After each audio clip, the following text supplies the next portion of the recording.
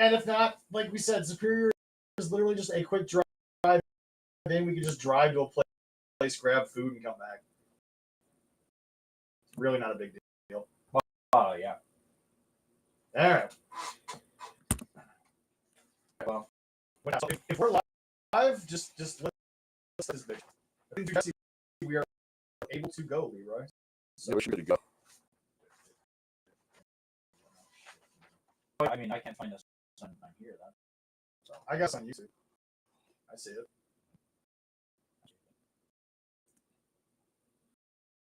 I'm going straight to the YouTube. Unfortunately, I'm looking right at it. He's actually right. It is half off. So yeah, just go ahead, start. Yeah. What do you open the link on to the Facebook page again? I just opened YouTube, and there it is. It's there now. It's live on the YouTube. Yeah. Refresh. So yeah.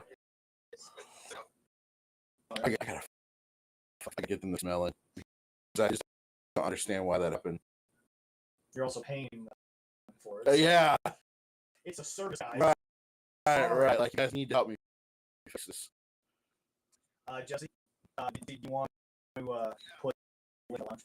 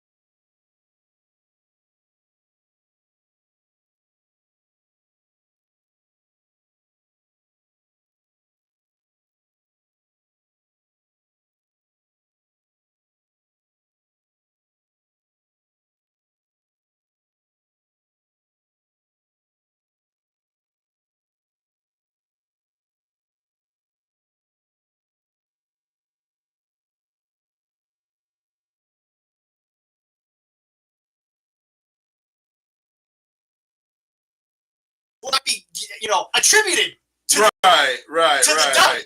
The Don is not directly involved, Jesse. No. You see the Snacks and 2 dice. Yes. oh, the family.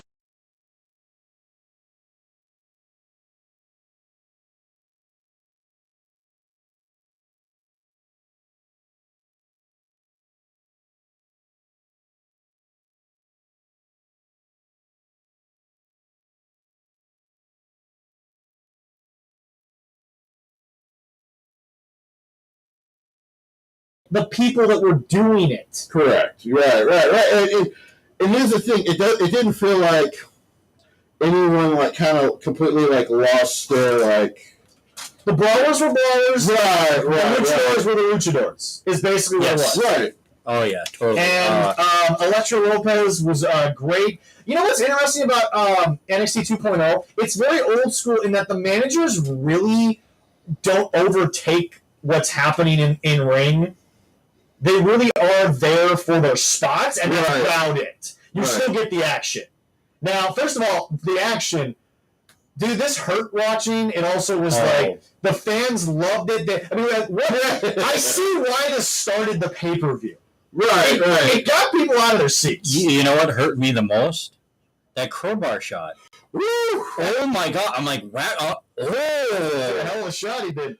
I wasn't awake. So I'm sitting there and I'm watching that spot, Leroy, and the first thing that kind of pops into my head is, remember when Triple H gave Umaga that damn back shot with the sledgehammer? Yes. Oh yeah, that's what that reminded me of. Because it was just like, did he actually really like just smash him in the fucking face with that thing?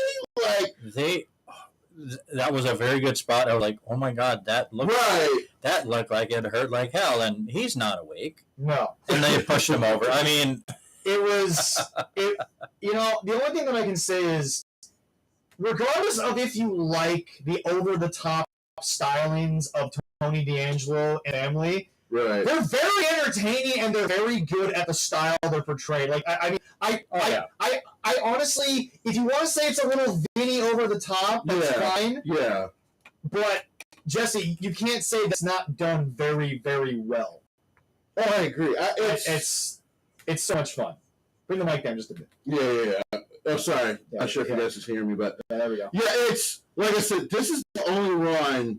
This is actually one of 2 matches where I enjoyed everything thoroughly.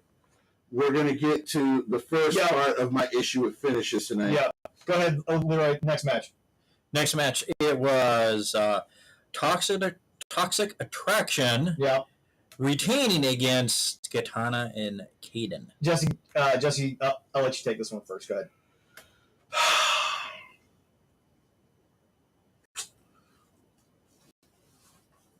The headset's already off. Oh, shit. We're only 20 minutes into this? I'll have to pop that up real quick. Yeah. Here's the thing. Mm-hmm. Oh, it was calm before the start. I'm put them. My hearing's getting shot. So it does not bother me completely that that they retain. Doesn't bother me. Right. Doesn't bother me at all. Okay. What bothers me is that they let them retain, and I'll explain. Okay, yeah. The better story at this point is to see what happens when Toxic Attraction now has 3 people who have finally overcome them. Right, okay. Yeah, okay, yeah. Apparently, as the rumor came down to me, that is not what Funky Love wanted. Fucking course not, because these 2 still think that they're booking in the 2000s. That's probably 99 at this point. I don't know we're in the 2000s with this booking. I thought the ladies had a very great match. Mm-hmm. They carried themselves very well. It'll actually be interesting to see what happens, because I think the next NXT show is right before SummerSlam. Okay. It'll be they're going to have a Great American Bash. It's actually on July 5th. Oh, is it? Yes. Yes, it is. It's the day after 4th of Because I July. thought they were going to do it like the same way they did the one before WrestleMania. Yeah. Kind of gets them a feel of like doing a small arena show and Yeah. stuff. And, Yeah. and this talent is very good. By the way, happy birthday, Gigi Dolan. Just turned 26. Hard to believe because Gigi, She's been around for a long time. and at least the way they portray her, she looks like she's in her 30s and she's been doing this for like 15 years. Yeah. Well, I mean, definitely. but once again, the cultures are different here and Japan and then in the UK where, Pete Dunne and those guys were teenagers when they started. Right, yeah. So, I mean, I know some people will talk about Julia Hart. That's a little bit different. Yeah. She was kind of kept local until she was 18. Yes.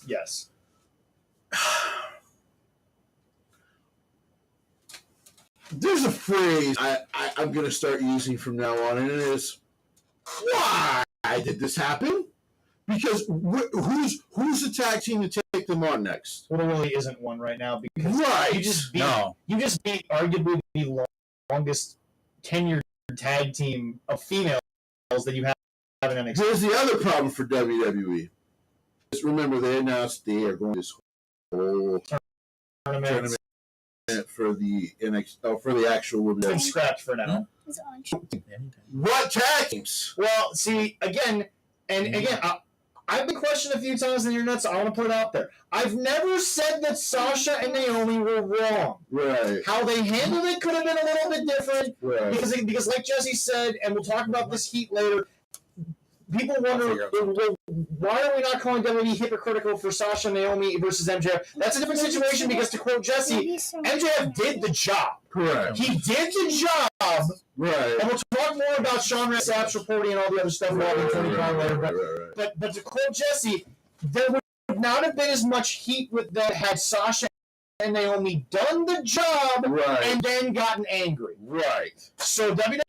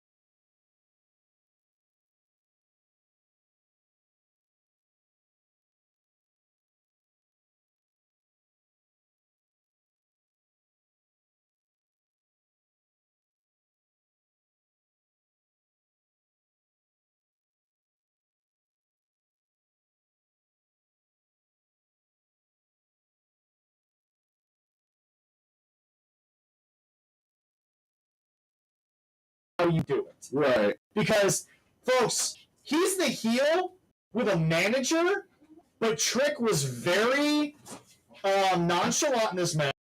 Right. He had spots that he hit, Right. but he was not a factor, in my opinion, in the decision. I don't think he was. Right. He was a chicken shit style, but in the style of, okay, he exists, but he's not taking on any role in the match. Right. And then also, Jesse, can we just say, Elstein, whatever we do. These boys put on a banger. First of all, this is the two title changes, these two title changes, and we'll get to the other one here. Yeah. The right decisions. Like I said, you can actually now do this feud back and forth for a while if you like. And the other part about it is there was video afterwards that Solo Sikoa was watching. Right. Also, a lot of people were saying, Jesse, and it's funny, they didn't say this until in this little feud thing. Folks, again, if you're not watching NXT 2.0 on the daily, that's fine. But don't sit there and say it's not worth watching. And then you come in and all of a sudden you're like, Carmelo looks lost that 3 months after he had it / lost it. He doesn't look good in it. But I will say it's very bad when people say things like that. But it's like I said, this feud could go as long as they want it to, and I've got no problem. And you know what, Cameron, as you point out on the show, Trevor will do. Again, not a shot Miss Storm here. Yeah. Trevor will do a pie spot and not care, right? Because he'll just make it work for himself. Right. It's a controlled comedy, is what I think Trevor's always been good at. Because, like you said, down in PWG, he didn't have this over the top accent type personality, but Trevor was very different in PWG than he was in Impact. Insanely vocal in PWG. So, yeah, I love this match. Talk about workhorses of NXT right now. These two, Solo Sikoa, workhorse is, and they are putting out banger after banger after banger. Now they're bringing Fabian Aichner back into this division as Giovanni. Yes, that should add a lot, I believe, because he, as in the ring, he is spectacular. I think they wanted to work on how he speaks, and I have no problem with that. Do you think that they brought Ludwig up because he was the lesser talent, so it's easier for him to be the secondary talent? I think they probably brought him up because they felt like he would fit Gunther more. He also talks better than Fabian, which we all acknowledge. But again, NXT is now very much the land of English is not your first language. Right, it really is. And if it is, it's an English accent type thing. Unless you're Andre Chase. Your English is usually broken. Yes. Now we move to the champ. Mandy Rose defeating Wendy Chu, or as I like to call it, the Leroy versus Jesse match, because folks, Leroy can't speak while Mandy's on set, and folks, Jesse will claim Wendy Chu over the rest of you. Whatever, bro. Bro, we'll fight for that Rumble. And I'm going to win. But yeah, Jesse will find a luchador style that has never been found. His body will de-age 10 years. I will use Japanese tactics that have not been seen in 22 years. Yes. Once again, great match. What the hell was the ending? It kind of felt. It kind of felt a little bit. Once again, when you let your champion run through everyone, like I said, the way they're doing it with Roman is the correct way, because you build a contender, beat him. Build a contender, beat him. There's nothing wrong with that, because depending on how they lose, they still feel like they deserve to be in the picture. I didn't want to bring this up, but it's been reported that Claudio spent most of his time at home with his child. And he might be coming back. And WWE may admit, hey, we did lowball you. Because here's the deal. We'll talk about Tony a little later, because sadly we have a long. I know people don't like that we're on like 90+ minutes, but when you give us that much material, we'd be idiots not to cover it. Sorry. Last week was just, you almost had to cover all of it. Mm-hmm. But yeah, great match. Yeah. Not a shot. Yeah. just don't get the booking of the ending and why it is. Now, I will say this. I think that Wendy went in there as the sympathetic favorite, but came out as, okay, we believe this. Sure. The crowd, I don't think, was as into Wendy as they were at the beginning as they were at the end, which I think is great going forward. But like you said, that was probably the time to pull the trigger. Right. But I do think I think Roxy is probably still at least 4 or 5 more months off. Probably. So I've got her beating Tiffany because, like you said, Tiffany being the top gal doesn't fit the gimmick. No. But her being a top contender does. Correct. Okay, so she can kind of win it in a very cheating kind of way, especially the fact that she has the quote unquote relationship with Grayson Waller, who we know is a despicable human being. Jesse, the more and more you watch him, the more and more you get right, he'll never be able to go because no one's gonna believe it. It's like I said, it's was the way he took out Johnny Gargano, the way he tried to take out Tommaso Ciampa, and then everything he's done since. It's going to be very, very. And it also doesn't help that the big guy that I had with him, he's already becoming a very sympathetic, loved face from the get-go. Right. People have no issue with him at all. All right, so we move on. Jesse, if Carmelo and Cameron wasn't your match of the night, this had to have been. And I just want to start out once again. If you ain't watching NXT UK, it's on. It's got one ad, even if you're not paying for Peacock. Right. Folks, once again, no one cares that Pretty Deadly lost. The Creed brothers won. But the story they told about the Creeds throughout this night, it fits so well. Even Allison got up from her phone at the end and was like, where did that come from? And all of a sudden, your boy Julius turned into Brock Lesnar, but hit it. Yeah, listen, these two are this folks, if you don't think tag team wrestling still has a vibe or can be revived, this proves you otherwise. Oh, definitely. Pretty Deadly. Jesse, is there anything that these boys can't do as chicken shit heels? They're so good.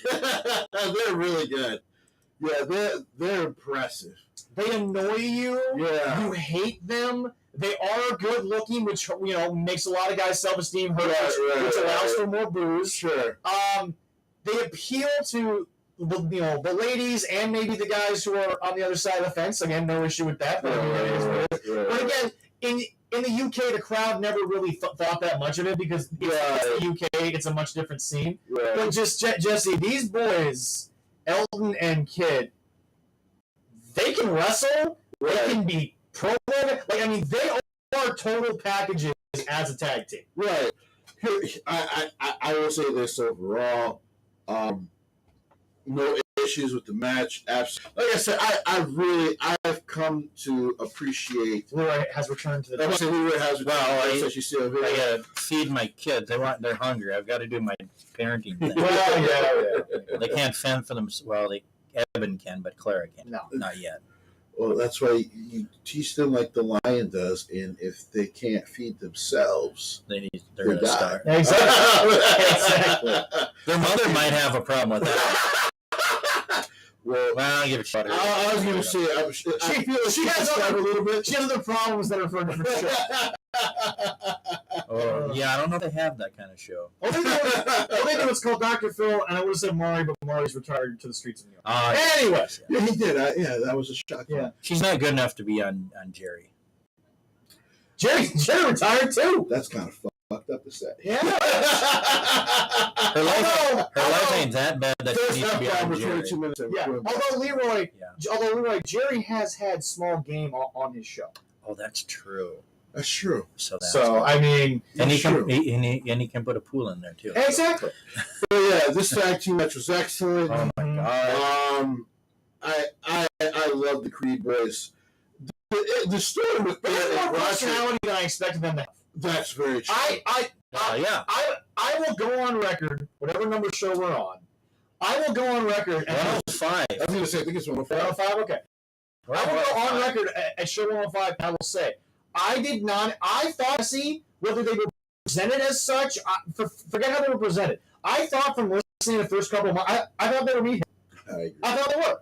I agree. And turns out that Julius, oddly enough, I'm missing the names in front of me. Brutus. Oddly enough, Brutus has a lot of personality for the big guy, but Julius can talk. It's a very impressive package. I thought that they let Malcolm go at least a month too early. That's okay. Yeah. Because they found their way as far as talkers. Yeah. Oh, yeah. There's a very interesting story still there with them, and then they're supposed to be leader strong. That is arguably the most interesting thing going in NXT right now. Because, I mean, really, he kind of had to get them the hell out of there if they couldn't win the tag. And like I said, it'll be interesting to see the dynamic. Now, and again, Roderick doesn't seem to be causing too many issues since he asked for the release and they told him no. Right. He seemed either, like you say normally, Jesse, he's doing the job out, or he seems to be like okay. But again, Jesse, even Roderick's talking to the Creed brothers. It's still more than ROH ever did for him. Oh yeah. Come on, man. That's not safe. ROH, but Jesse, he learned jacket wearing. So if you felt like WWE acted like they didn't know what to do with him, ROH sure didn't know what to do with him. Because what it was, Mr. ROH, when they finally says, he was featured like the first 2 weeks, and then you didn't see him for like 3 months, and I'm like, this is supposed to be Mr. ROH. Right. Yeah. And he's not on their continuous television show? What are we doing? But anyway, no, this was great. Creed's, holy crap, don't break them up for a while. Let them just be a tag team right now, and let them just keep working on it. And I did enjoy that the family. That was a great moment. At ringside there and got to celebrate with the family. But Jesse, a moment that is uniquely Vince's. Really, which is Julius holding the belt and just making that long, drawn out, dramatic decision. Right. It worked here. I don't know what it was. Such a subtle look back to his dad. Right. That it's almost like the camera was the only look, and Julius had such an eye turn, not a head turn. Yeah. That is it me, or did it not just work here? No, it works. Like I said, everything about how they kind of told the story, how they put the match together. Yeah. I thought was so beautifully done. Like I said, I really like this. The NXT division is both teams, as I said at the top, both teams held their own. Nobody was really down a peg in this match. Yeah. And like I said, pretty definitely. I mean, Jesse, call me crazy. Put him on Raw or SmackDown right now.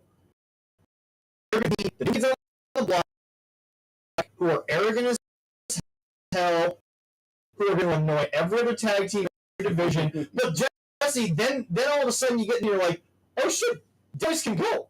Right. Yeah. Even though it was Hinton as a new client. Me too. I know, but I'm going to be 100% honest with you. They were two singles guys who worked well as a tag team. There were 3 singles who were in a faction. Right. But the thing is that, Jesse, here's the unique part about Mustache Mountain breaking out. The two of them are good. This feud will go on for a couple of months on NXT UK and will be a great experience. I had to do it. Yeah. I think Trent is too. It was now or never with Tyler Stone. Still 20 younger than Pete Dunne. Yeah. By the way, which started at incredibly young ages in pro wrestling. Right. Yeah. They've both been in the game for about a decade now. Right. Guys, it was going to happen. I don't know if either it was going to happen in WWE or it was going to happen in WXW. Like, it was going to happen. Mustache Mountain was was never going to last because those two were for him to keep around with them. Yeah. Period. I told people that 6 years ago. You did, yeah. And they kind of read them on NXT TV. Yeah. And I'm like, guys, years. Yeah. Because this is going to get broken up soon. In the UK, they would have to do it. So I get why. Trust me, I love the boys. I love the big, strong boys. But it was going to happen. They're too young. All right. So what was after this, Leroy? After this, it was the match of the night. No. Lost track of time. Before you finish NXT that Championship. It's because what's nice with WWE recently, especially on smaller pay-per-views, They're shorter papers. they're shorter. Yeah.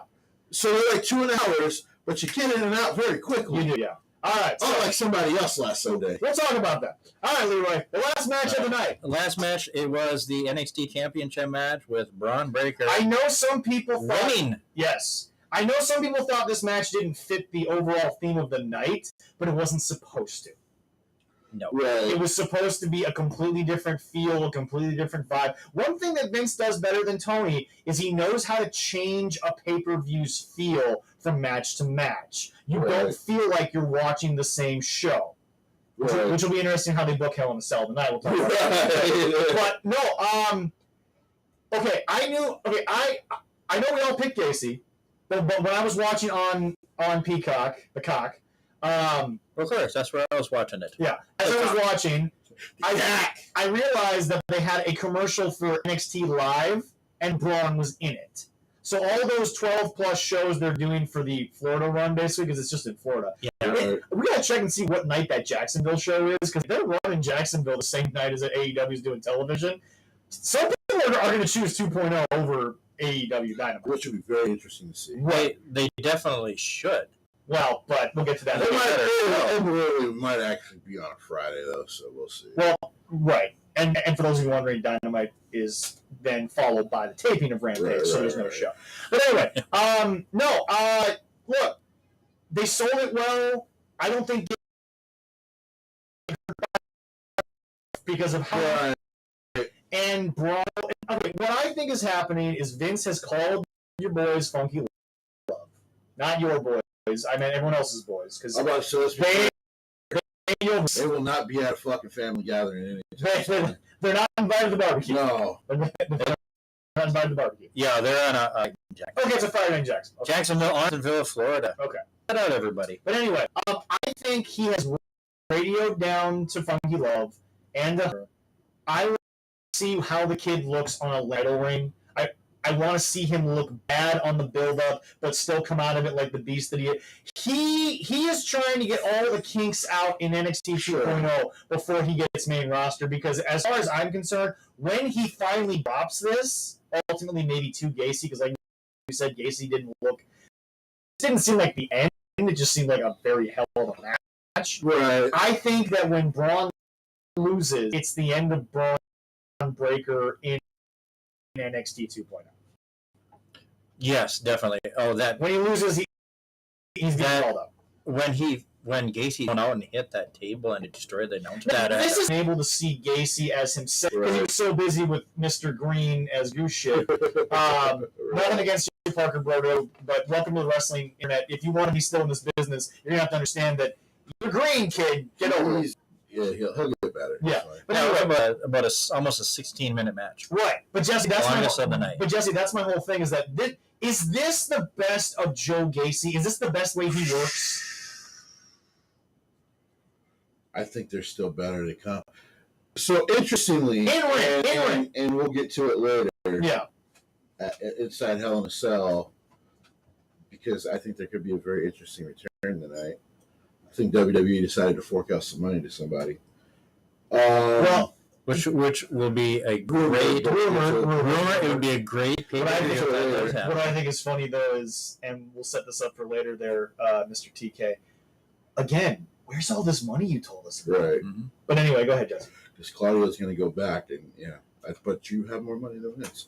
Your words in an interview. Right. Yeah. Your words. Oh, yeah. You have more money than Vince. You have more money than Vince. So just hitting an 8-ball before he's I thought the start of the match was really good. That's true, Jesse. 8 balls cost a lot, especially in Florida. There's so much demand for it in Florida. I'll get to his cocaine habits. When we get to it. We'll have to, yes. Eventually. So I did like, especially like leading into the match, the fact that Braun was taken off of his game because of all the mind games. Yeah. That Joe Gacy was kind of living rent free in his head. And by the way, Leroy, I forgot to mention, Braun Breaker became one of Jesse's favorite new wrestlers recently in an interview when he was like, yeah, no, Goldberg was one of my favorite wrestlers as a kid, and I got that tattoo, and now I regret it. So Jesse was because like, that design is stupid. It's always been stupid. Yeah, it's not the greatest design. Yes, I do agree with that. But Jeez, But hey, that's right. Goldberg was big for the so like I said, it's so weird to me because I like Goldberg, and I'm like, I'm sorry, I fucking hated Hulk. I know. We're gonna have to. It hurts a little bit because you're gonna have. It hurts a little bit, but I still love you. But yeah, with Goldberg, it was as he got older where I was just like, you didn't get this right in 2002, and as an adult, I don't want to see it now.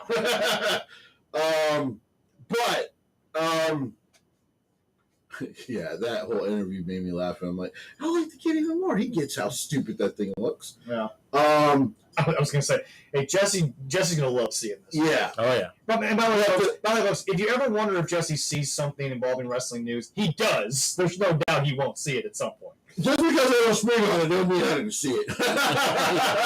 You have said, sir, you have an unhealthy obsession with professional wrestling. I'm lucky. I've been kind of in relations with a lady who doesn't mind it, because I'm sure for other people they'd be like, why? I invited mine to come over tonight, and I was like, come on, watch some Hell in a Cell. She was like, oh. I said, yeah, watch some wrestling. She goes, like, we can wrestle later. I'm like, yes. The children do have to go to bed. I will duct tape them to their bed to make sure they don't get out of bed. So back to the champion. That's what we completely Totally. Before we completely get taken off. I thought the whole, like, in his head, he could barely get himself back into the match until near the end. Yeah. Where just overall athleticism. Was this the best chair work you'd seen in a while? Maybe. This was so well done, and by the way, folks, WWE doesn't normally do this, but when they do, it's something that is so unique. But Jesse's talked about this on the show. I'm pretty sure, Jesse, you're the one that said this. When you watch WWE, because of their New Yorker background, Right. You have to really look at the story inside of the story. Right. When the referee almost threw him out with the Eddie Guerrero spot, Right. the other referee running in, everyone's like, well, we don't normally do that. Yeah, but when it's this caliber of a match and when it's this kind of stake, Right. they tend to have a little bit extra officiating type stuff. Right. So this is not new. This is Right. still consistency with them. It's just something we don't see a lot of. Right. We don't Right. get this spot a lot, but when WWE does this spot, they're very consistent with it. Yeah, and also, like, And the other referee, by the way, didn't cause a distraction by any No. means. He just ran in there and stopped something from happening. right. Which, by the way, again, the crowd liked that they weren't given just a throwaway on a big show. Right. So yes, folks, even WWE can give you what you want on a big show. Right, It's right. just they have so many extra big shows that they build so much on what is considered a big show. They just have Yes. so many pay-per-views. Exactly. You have to know what's the big show. If we were down to just 6 a year, I would think that more and more of that kind of stuff wouldn't be a big deal. But because we're told it's a premium event, and we're expecting blow-offs and we get continuations, it's a little bit annoying because of how many shows. Well, I gotta tell people, know your big five, your new big five: WrestleMania, Royal Rumble, Survivor Series, SummerSlam, Money in the Bank. Those are your big five. Those are when they're gonna switch how they do their stories. Yes. Just know that. Yeah. Everything else, if you don't want to see a continuation of a story, just know that when it comes up on TV, go take your dookie because it's about to come up on TV. Exactly. There we go. But otherwise, This was so good. I thought this was really good. Yeah. It'll be interesting to see what happens next as far as Braun's concerned, because Here's why I didn't like the fact that Joe Gacy didn't win. Yeah. Who is the next contender? To use your boy Goldberg's, who's next? Fuck him. But who's the next contender? Well, that's why I'm saying I don't think Gacy's done. Right. Gacy had to take so much to end this. Right. And it had to have been built so big that I don't think Gacy's done. Right. And his character lends it. By the way, everyone thought that Bray Wyatt doing the spider thing in the corner was creepy. Joe Gacy has an amazing equilibrium to do that shit upside down that he did in that corner. You know, and that and I was think incredible. and I think with this, He doesn't look that athletic. It's just because they're as I like to say, the thick boys. So when you see that kind of athleticism and flexibility, it's a little freaky. yeah.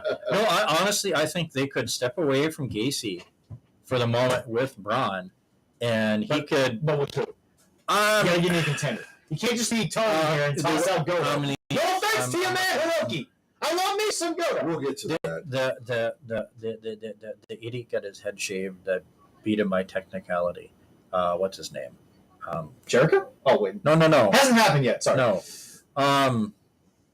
Duke Hudson? Yeah. I mean, well, there was a little something there. There was a little something there. He did win a match. Well, technically, Duke reportedly does have some off-camera issues that he's going to have to be dealing with. Reportedly, so that will be dealing with. He could say. I'm not going into it because that's not a topic for us right now. But and that could be a simple one where it would just be on a simple Tuesday night with it. Hey, I did technically beat you, and then Brock goes, really? Come on. Right. I will beat you, and he beats his ass. Right. Going like that. And then I don't know who else could step up. I mean, Cameron Grimes, possibly. I'm with Jesse. The North American title push is going to go on until they're going to be on with them. Until after SummerSlam, we'll bring one or two of them up. And honestly, I can't think of anybody else that would.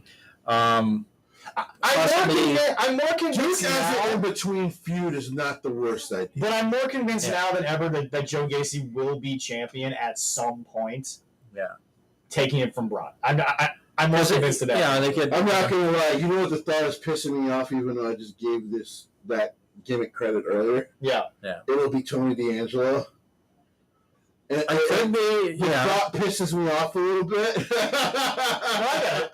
I get it.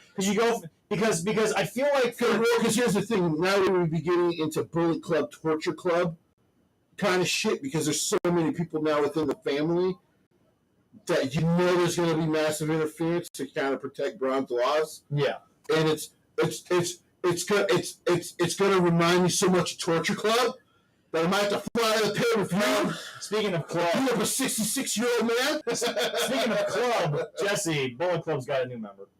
Yeah, I saw that too. Ace Austin. Ace Austin. Thank you. There's so many wrestlers out there that I'm just gonna forget names. I apologize, people. Confusing. It's interesting. In the last 5 years, I think the only person that you haven't been confused off from the word go was Chris Bay. He fit. Now he doesn't. Now he's half and half. Right. But at first he fit. Ace Austin. I always thought he was the Jay White type, and I hate to say it, but the King already exists. Yeah. But yeah, like I said, I did love the match. I'm not really in love with the thought of because we don't want to bring Braun up too soon. Right. That now we're doing filler feuds which don't need to happen. Right. So that's the interesting thing for me, Jesse, is I recently just watched, and I actually want to plug it right here on the show. I recently just watched the documentary Raj Against the Machine, which was the Bloodywood story of their journey from YouTube to Vakken. Right. And there was one show after Vakken, but I mean, you know what I'm saying. Right. And what was interesting was they really, before they went on tour, played a lot of ghost shows, Right. but and got a lot of the stuff out. But it's one of those things where, like, Jesse, there's a fine line between ghost shows and just finally getting up on a stage. You know this as well as I do. You can rehearse it as many times as possible. Right. I think you don't know what's going to happen until you finally get in front of the live crowd. Right. It's an interesting thing. So watch documentary, by the way. That's really good. Bloodywood, fantastic. It's actually really good. Yeah. Great guys too. A lot of good. Yeah. Really good guys. I will be interested to see the next 2 months. Yeah. Because of course SummerSlam is late August. Yeah. Which right now they only have a Saturday show, so I don't know what they're gonna do there, but yeah. So yeah, it'll be interesting to see, but because like I said, I thought this was a good chance to do a feud where he loses the championship, and then he has to try to fight his way back, or he has to fight his way to get it again. Yeah. From a heel with this insurmountable thing in his head. So right. But overall, after watching the show, I gave it fuck it, I'll just go to a 4. I gave it a 4. I'll give it a 4. I gave it a solid 4. Definitely. It was a very strong 4 show. I think they'll have some good stories come out. The Tony D'Angelo having the 3 more guys in his family. Now 4, you're forgetting. Oh yeah, and okay, 3 gentlemen and a lady. Yes. Adding She to ain't the gonna be family. there for long. She would probably not. But I mean, that continuing story of where that's going to go, because I just want to say it's going to be interesting. I just want to say She just lost on NXT 2.0 on Tuesday, didn't she? Alexa Lopez? Yeah. Did she just lose to Roxy? No, she wasn't in the tournament. Roxy's still in the tournament.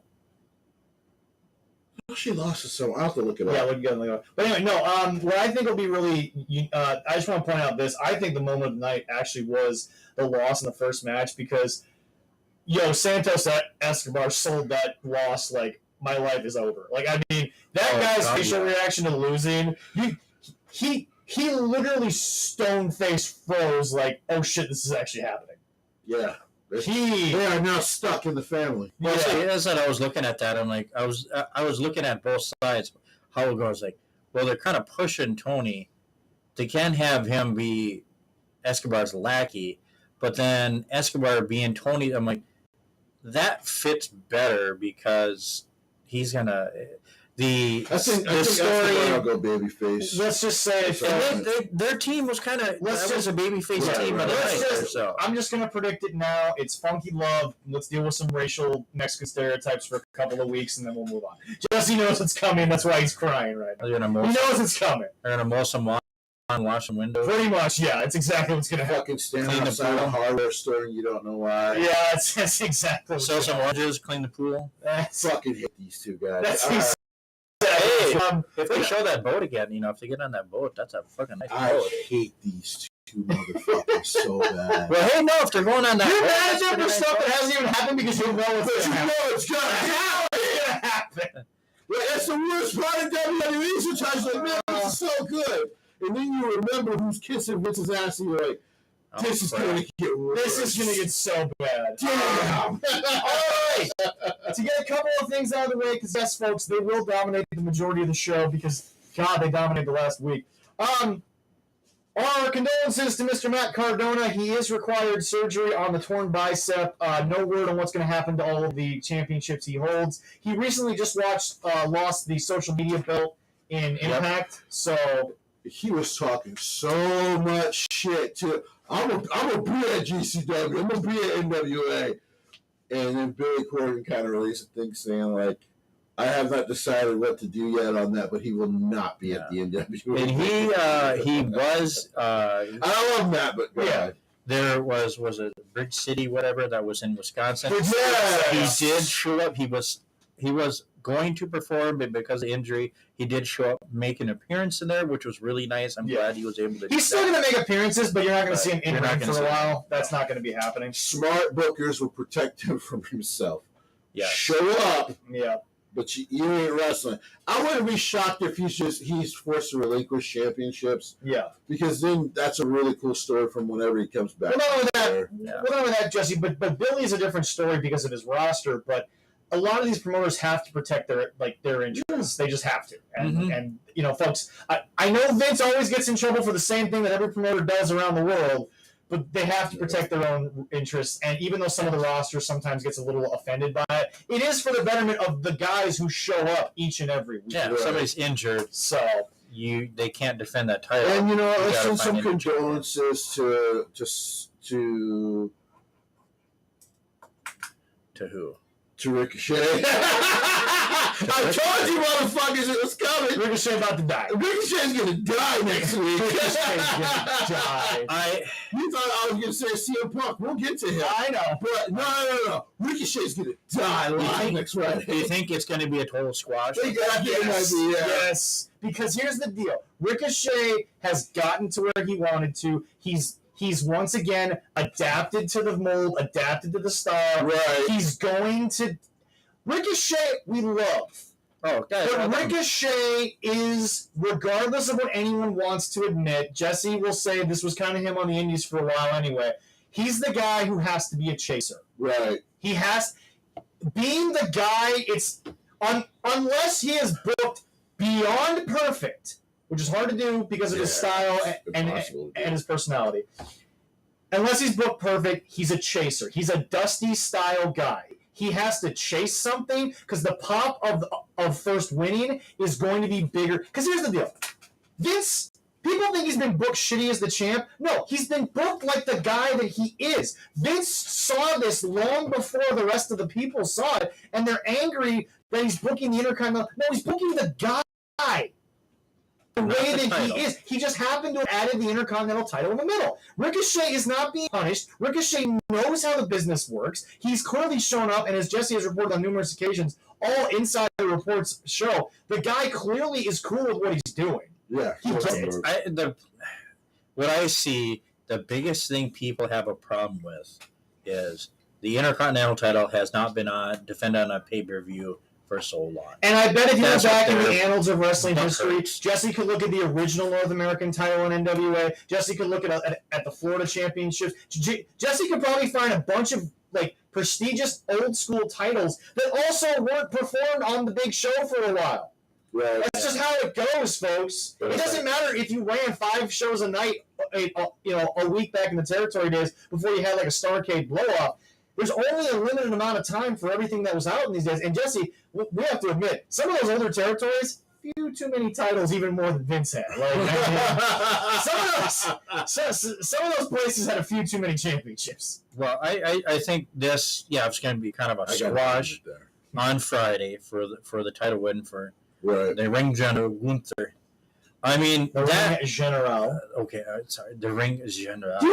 Do you want Mr. Kaiser Roll to come after you?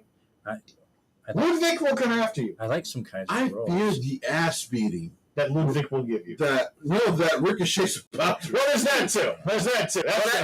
I think this would be good. I mean, honestly, I think that might be a featured match at SummerSlam. Ricochet and Gunther. Well, but we said it before. I think that'd be really good. We said it before. To make Walter legitimate for when they finally push him as the top heel in the company. Because they will at some point. They have been so high on this guy for so long. People can question whatever I'm saying. He's been one of the most protected guys in all of wrestling over the last 5 years. Yeah. To really build him there, he needs some legitimacy, and the Intercontinental title is going to do that. Yes, I am so much looking forward to seeing him with the Intercontinental title. Yes, and his lovely Kaiser Roll dude. Everyone, I'm sorry. Everyone, no, it's okay. It's because they changed his name without really telling anyone because it was Ludwig, but everyone said Ludwig, but they just decided to change it to Ludwig because they just went with what everybody else was saying. Wig. Also, I'm pretty sure the SmackDown commentating team was saying Ludwig, and they were just like, all right, we'll go with it. Yeah. To be honest, I think they've been fucking it up because they don't know. Yeah, no, I think they just genuinely don't know what to call them. Yeah. And so when they read the name, they genuinely screw it up because they're like, Also, most recent reports, by the way, out there are saying that Big E is not in the territory of we have to start a like major plan B. He's still kind of on track. It's just not as quickly as they were hoping, and they're trying some stuff early to hopefully avoid future issues. So Yeah, definitely. as of right now, there is no timetable for a return at all, but nothing has hit nuclear options yet, which is arguably the best thing you can hear right now. I said, yeah, we got a few injuries in WWE. We got a few different injuries in AEW.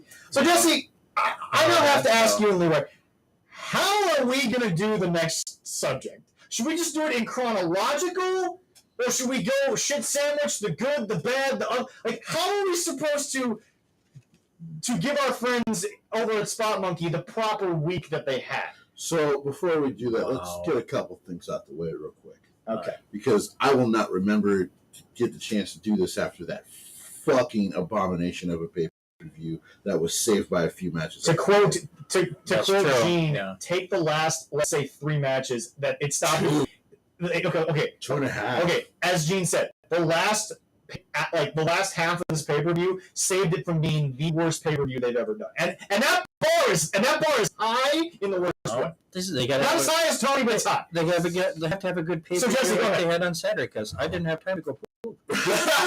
Because I was enjoying the whole show. You could shit through the entire first half of What would have helped you true. shit, sir, was Haitian Heat, brought to you by Al Sands.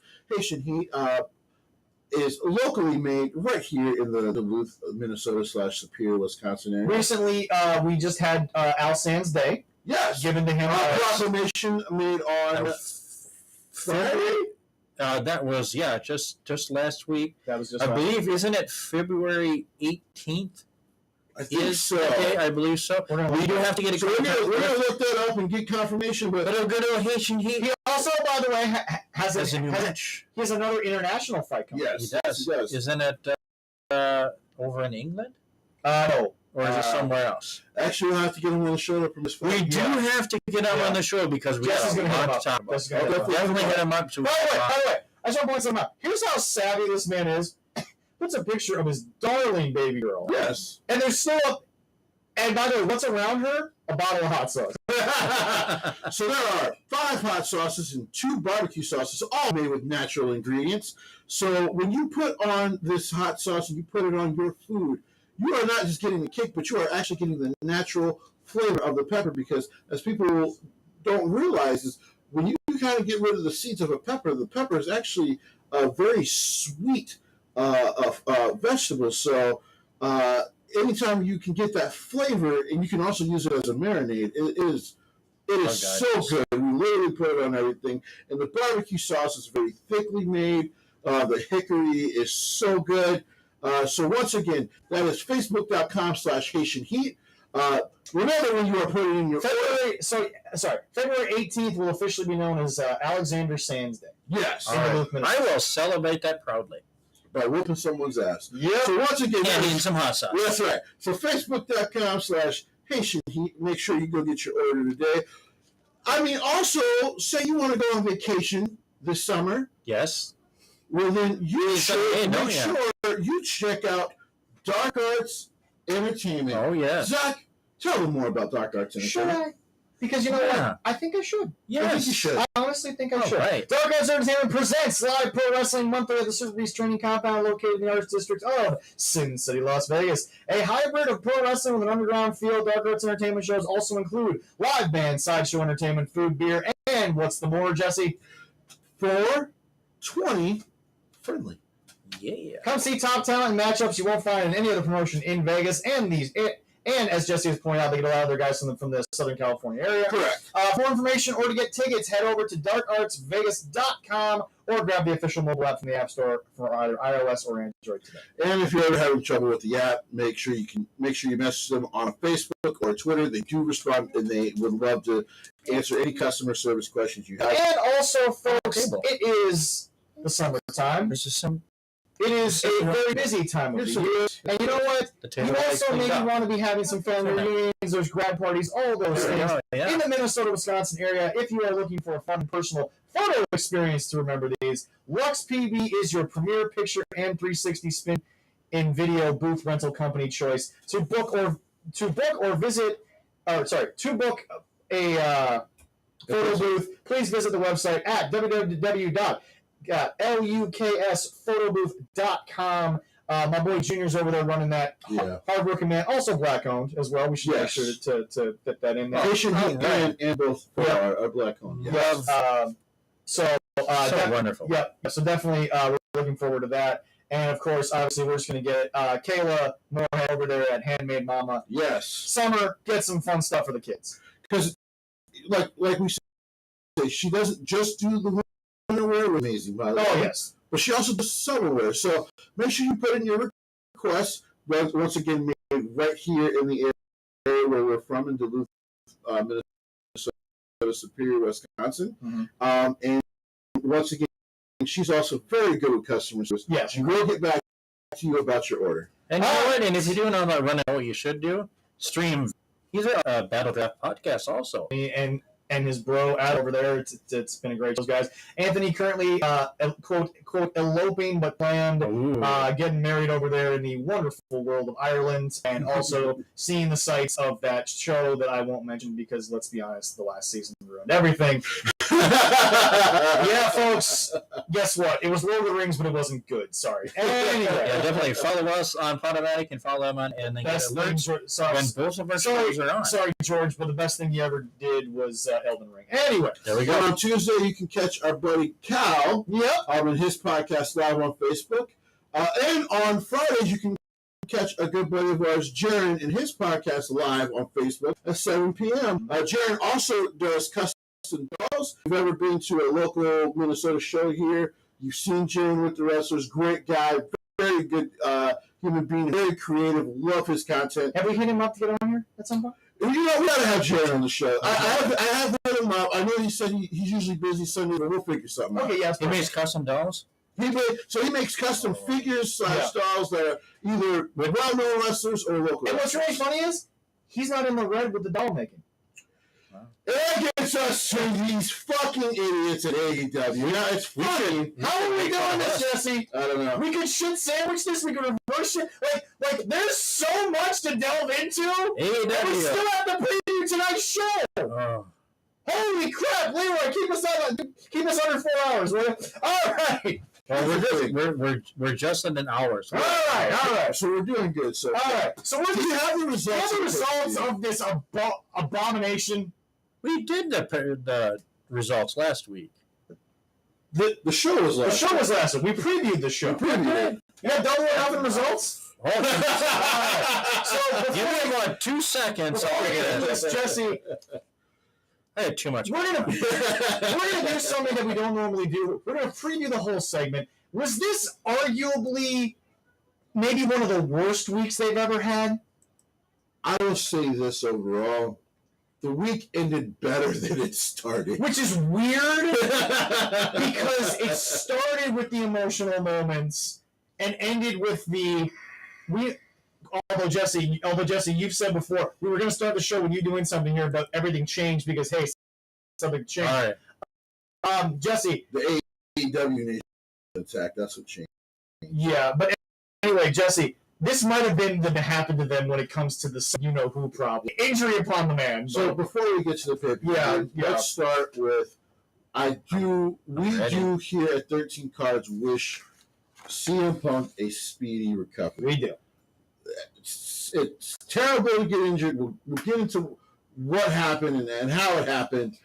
But before we fucking do, let's start with the MJF situation, because we have to start with the MJF situation. Do you want to mention what happened at the pay-per-view or just go right into it? I'm gonna start from what happened Friday. So okay. Friday before the show. Last Friday. Last Friday. Yeah. This past Friday, but the Friday before. Yeah. There were reports that Tony Khan and MJF tried to meet to very bad results. Horrible results. As soon as I believe 8 a.m. on Saturday morning. It was reported because they did a fan fest Yes. the day before the show in Los Angeles. Las Vegas. Los Angeles. Oh, no, it was Vegas. They were in Vegas, yes. Double or nothing, of course. Yeah.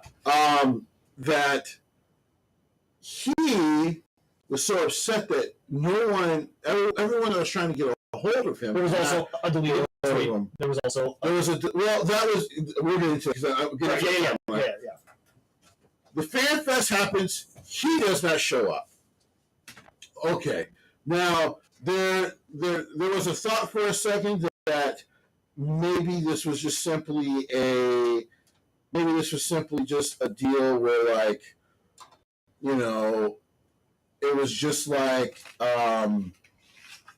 Samoa Joe, where there was a miscommunication because they had booked Joe for some earlier stuff. That was like a double booking. Well, they accidentally double booked Joe, so.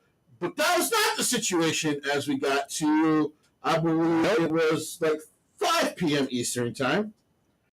Or maybe 5, it might have been 5 p.m. West Coast time. And the reports came out that MJF had booked a flight back to New Jersey, where he's from, or where he lives. He's not from New Jersey. Yeah. He's from the East Coast, but he's not from Jersey. Booked a flight back to Jersey and was thinking about getting on that flight. Speaking of Cal, thank you for popping in, Cal. That's the name of his podcast, Friends of the Squared Circle. Zach's never looked better. Zach always looks better when he's blocked out. Exactly. I know. If we had a picture of his lovely soon-to-be wife on there, that'd be even better. Oh, yeah. But we probably would keep that the whole show. I'll have to work on that as his avatar.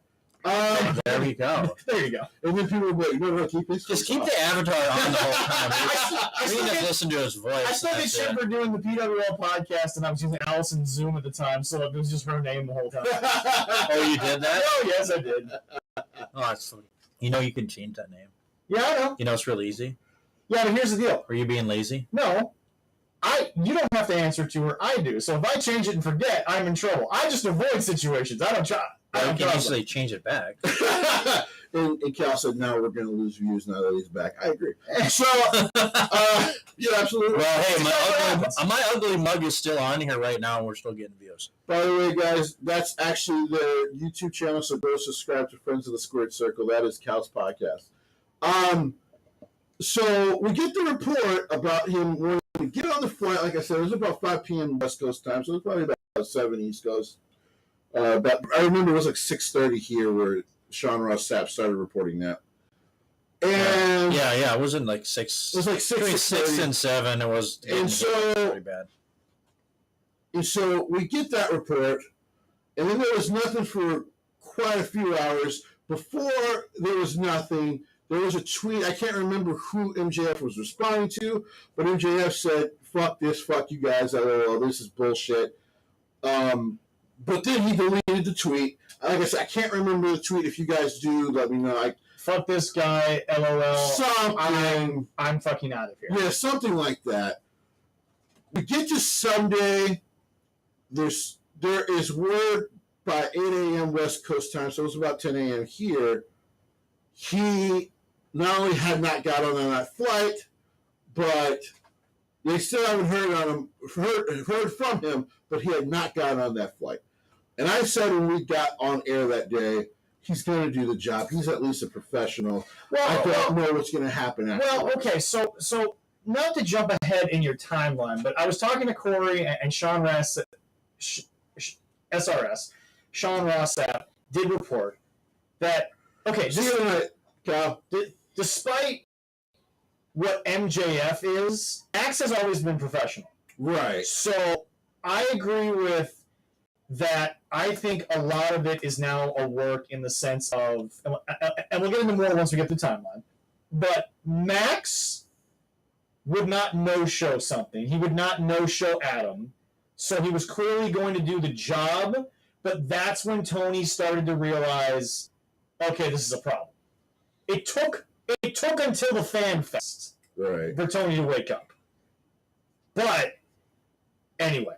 So here's the deal, and by the way, the more I read, the more I actually don't think what happened on Wednesday was quote unquote flow work. I actually think they just let him go get his shit out, and I'll blame. Okay, yeah. No. No. And like I said, people, once again, that is Cal from Friends of the Square Circle. Make sure that I put his comment up. Make sure you go and subscribe to him. Drop him a sub. Here's the deal. So the show comes up. They moved this match because originally this was not going to open their show. This was going to be on the second half of the show. Yeah. But they move it up. First sign that I don't think Wednesday was a work. And MJF literally does the job. He takes an ass whooping, takes the 10 power bombs, puts over Adam Warlow, does the whole getting carted out thing, does the job, and did it beautifully. Yeah. And left almost immediately after that.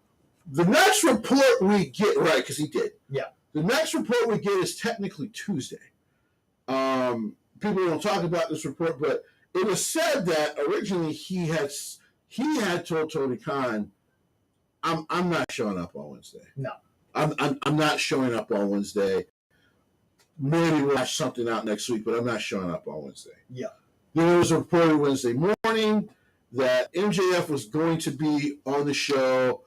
What I got from some of the sources that I found was that he was basically told, you're going to be given a free mic. Well, what I remember hearing Corey say from Sean Mm-hmm. was basically, like I said, and this is okay, credit to Tony for finally realizing there was a problem, but dude, it took a literal nuclear bomb in your own house for you to figure this out. That apparently he and Max stayed over in Vegas on Monday, had a meeting. We don't know if that meeting led to a contract or if that meeting has led to we're cool for now. But again, the professionalism of Max is that he always makes the fan fest. He always does this. He always does that. So when he skipped that, that's what it took for Tony to all of a sudden be like, well, shit, I screwed up. So here's the thing. Which is like, yeah, you screwed up a long time ago. That meeting was not in person, from what I hear. Okay. That meeting was over the phone. Okay. Because apparently the rumor report is that he literally told him as he was leaving Sunday, no, I'm seriously not coming on Wednesday. Like, It does not matter. I'm not going to be there. And with the results of the match, I would let it slide that he wouldn't be there, do stuff like that, which would be fine. Right. Now we get to Wednesday. Yeah. So he comes out on television. I'll be honest before you get in. I'll be honest. After it, I felt it's all now a work because, in my opinion, ever since Punk, no one is dumb enough to agree to just give someone a live mic. There were also Warner Media executives in the front row, and I don't think they would have been okay with it. That's how I feel about it, Jesse. I think, in my opinion right now, I'm leaning more 60-40 he's staying. You and I have obviously opinions on that. I'm going to let you now describe what happened, but I'm just trying to get that with, yeah. So as I went and found, or rumor that every time I go to these, yeah, but it further lets me know that this kind of the site that I'm usually on, these are actually people inside these companies that are talking. Yeah. Is that he was given a live mic, but with rules. So they wanted to know how much he was gonna swear. Yeah. They wanted to know how much, he was gonna say about the ex-WWE guys. Tony, of course, a lot of the WWE talk because he's Tony Khan and he feels like if I do that, then I'm above WWE, but you're not. No. At least Vince is consistent and didn't even react to any of this. Right. Well, no one in WWE really did. So, and then he was told you're going to have about 12 minutes, right? Yeah. So that's a very real moment when he's being counted down on. Yeah. When he starts swearing at the producer, it's a very real moment because they were telling him like, all right, well the 12 minutes is up, man. We hope you got everything out. Like we're gonna go to commercial. And then there was the fan video that Punk had come out, Right. And that Max had basically just gone through the crowd. Yep. That was not a work. No. So as it's been confirmed, You can tell Phil was just confused. The boys in the back, as they're listening. It's funny that Punk was the one to do it because it's like, right. it's like, to quote you from WWE television, "You're the guy who made walking out look cool." It's totally his fucking fault. You know? Um, But we have a lot to talk about with Mr. Brooks later on. but they were, because the only guys who were in the know about what he was going to say Yeah. were the Bucks. Mm-hmm. Otherwise, no one else knew what The Jack Bucks? might say. Yeah. Why the? I Because don't want to know. because regardless, Like I said when Cody left, they clearly have Tony's ear. They clearly have Tony's ear. Yeah. and you want to know why they have Tony's ear? Little sidetrack tangent here. And maybe fondle his balls. Well, there's that. Yes. Hey, man, he might be fondling theirs for the 8-ball. They're from Southern Cal. Anyway, That is true. Anyway. That is true. no, little side thing. So here's the deal. You think about the promo, all that hoarded money. Bro, I get labeled constantly as a hater of the company. Jesse has been saying a lot of the same things, but once again, you're still on the inner circle because you were at least willing to give them a chance a little longer than I was. Right. It's weird because, again, we say the same thing now, but nobody gets mad at you when you say it, but I'm the one that gets the heat for it. Oh, wait, I have the longest running heat because I've said it from fucking day one that this is some horse shit. Even though, again, Jesse and I were the opposite of what we are now, which is really weird. Right. But anyway, Leroy, you want to know why they're still in charge? Tony Khan, people get mad at me when I get at TK, but I only get at what you fucking say, bro. You said, and I quote, "I have more money than Vince McMahon." We all know you don't. Daddy does. You paid $40 million for a company that at the most was worth $8 million. Don't give me this shit that I'm in business to know. There was no way that something with no assets, $40 million. How's he buying? Playboy? Anyway, bro. Here's the moment I realized you're shit. The Bucks were in a little company, made some big moves in the last few years. They're called Pro Wrestling Guerrilla. Yeah. They had a faction which had them, a current star, and someone who was a star but decided not to go to the barber's chair. They were called, Jesse, Bullet Club. Mount Rushmore. Oh yeah, Mount Rushmore. Yeah. Okay. So anyway, here's the deal. I'm so tired. I wasn't sure what timeline he was at. That's right. But here's the deal. The man who we all thought was destined to be all elite. Yeah. Where is he, Jesse? Where is the man that we thought was destined to be all elite? Him and his friend, by the way. They're still in WWE. They're still in WWE. Okay, so let me get this straight. It was reported that you didn't have the money or you weren't willing to match the offer that WWE gave to Kevin fucking Steen? Right. Are you kidding me? He owns his name, by the way. Yes, he does. He owns his real name. Yes, he does. So, in that moment, I realized, hold on. Jesse hates being right. I keep being right. Wait a second, Jesse. God, Who was the guy? I'm the only one that loves being right. I hate being right because It always leads to a bad result. Right. But Jesse, Okay, Jesse, all right. who was the guy cutting the promos in Mount Rushmore? Who was the dude who was the king of the that would Indies? be Kevin Steen. Kevin Steen, now known as Kevin Owens. Okay, so the Bucks, Leroy, no bigger star, both then and now. Of course they probably, but and you know what? Kevin doesn't care because he's all about himself, which is nothing wrong with that. At least he admits it. Right. He's himself, his kids, and his wife. Doesn't give a shit about anybody else. Maybe Sammy. But here's the deal. They pulled him aside during this negotiation or whatever you want to call it, and were like, "Yeah, Tony, I think that number's a little too high. I don't know if Kev can bring in that. First of all, $3 million Kevin Steen's selling in merchandise alone, and the conversation. Of it. So I don't know how many Owens fight shirts you see. But Jesse, am I wrong? They went to Tony and they said he's not worth it. You said you had the money to sign whoever you wanted. Right. Kevin Owens wasn't worth the money? And Kevin Owens! And all the other people they signed was worth the money. And I bet you they were like, well, he just had both knees redone. Didn't stop WWE from upping the price. No. Well, you know, Tony, he hasn't worked this style for a while. Didn't stop WWE from upping the price because he's clearly adapted just fine. Right. Also, I watched a lot of Steen and I watched a lot of Owens. Not a lot of difference.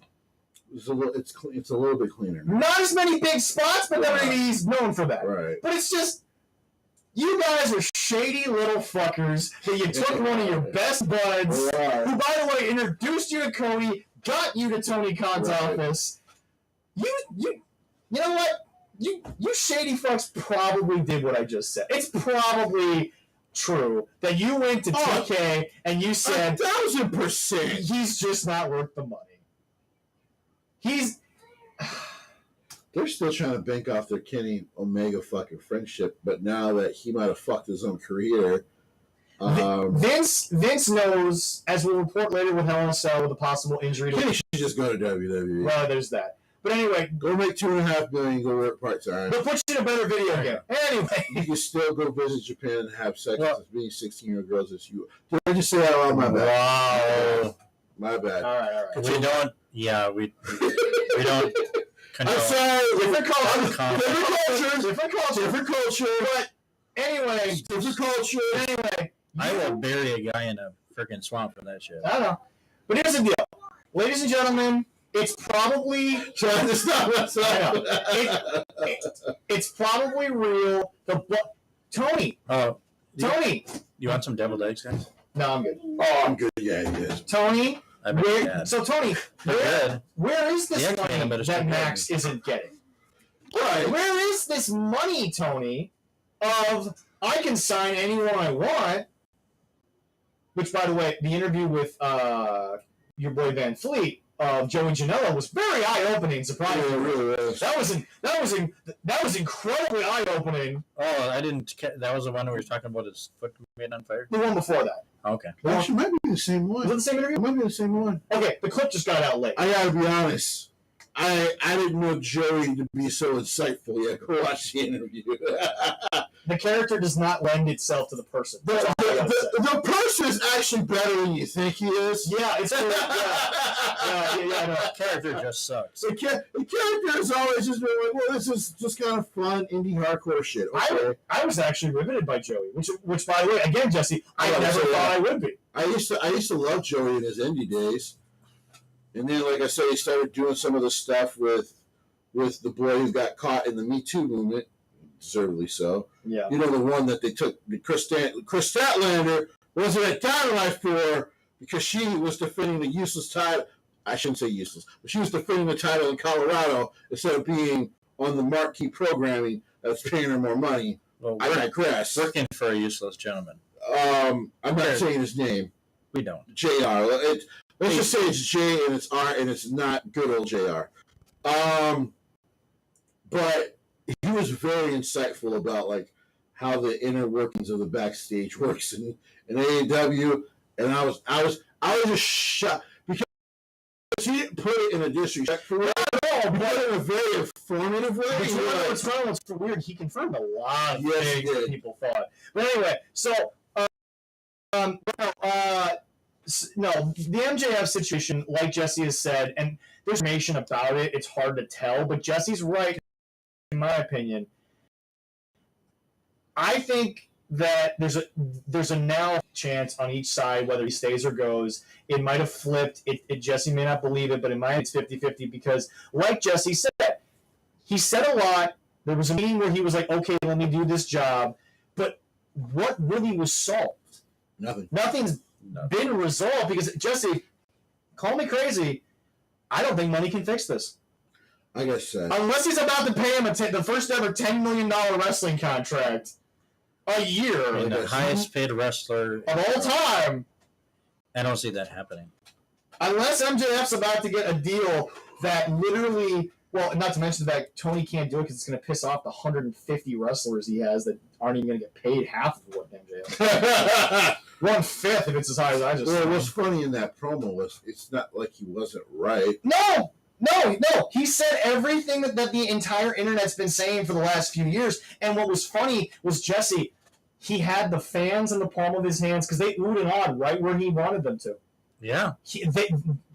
They did every, and you know what's funny? Now Jesse might get to his rant about the smarks of AEW because you guys, you played yourselves.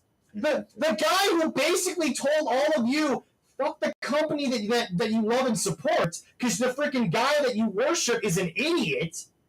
He told you all to go fuck yourselves, and once again, much like because hey Tony, do me a favor, since you're funding the indies, could you pay Johnny Depp off because Amber Heard needs work. But just like hire her to come take a shit in the middle of the ring, and as long as the Bucks are somehow there to clap, you're all gonna clap. Jesse, they ate out of the palm of his hand, and he was telling them to go fuck themselves. She wouldn't be a bad hire. Natural heel, little dookie in the middle of the ring. Nobody likes her. Nah, not a person. Probably not going to get any major movie work anytime soon. Yeah, the sad part about it is there are actually just on still some Pornhub. friends she has in Hollywood that have fairly good connections. Well, she'll get, like I told people, she'll get indie work. She'll get small film work. That's not going to be the issue for her. Reports are she's out of Aquaman. I don't think she is. I think she's probably in there, but not as much. Justin Lin had already said, and then Walter Hamada confirmed it, which was so damning. Justin Lin had said, well, she's in less of the movie, but she's still in the movie. Yeah. So instead of her, because in the first movie she was in 67% of it, yeah, he was she's in 45-50% of the movie, which was always the plan before the cases. Yeah. Because Walter Hamada literally said what was kind of in the Hollywood industry rumor mill for a while, even before the divorce, and that was she had no fucking chemistry with Jason Momoa. So no, there really wasn't. So and I think that the reports that Jason was helping her out. Jason's just a good dude. Jason and Justin are good dudes because like they said, what is the point of replacing someone where the movie is going to be written around not using him as much anyway? Yeah. But that's why she would work at AEW. You don't even have to give her a script because, she can't really read it very well. No. You can literally just let her come out and just be so unlikable and let her work with Paige Van Zandt. We already don't like her. Oh, God. Don't do that to me. Don't do that to me, Zach. That one, anyway. But I gotta get away from Paige Van Zandt, which it's unfortunate I have to get to her of the pay-per-view here. Yeah.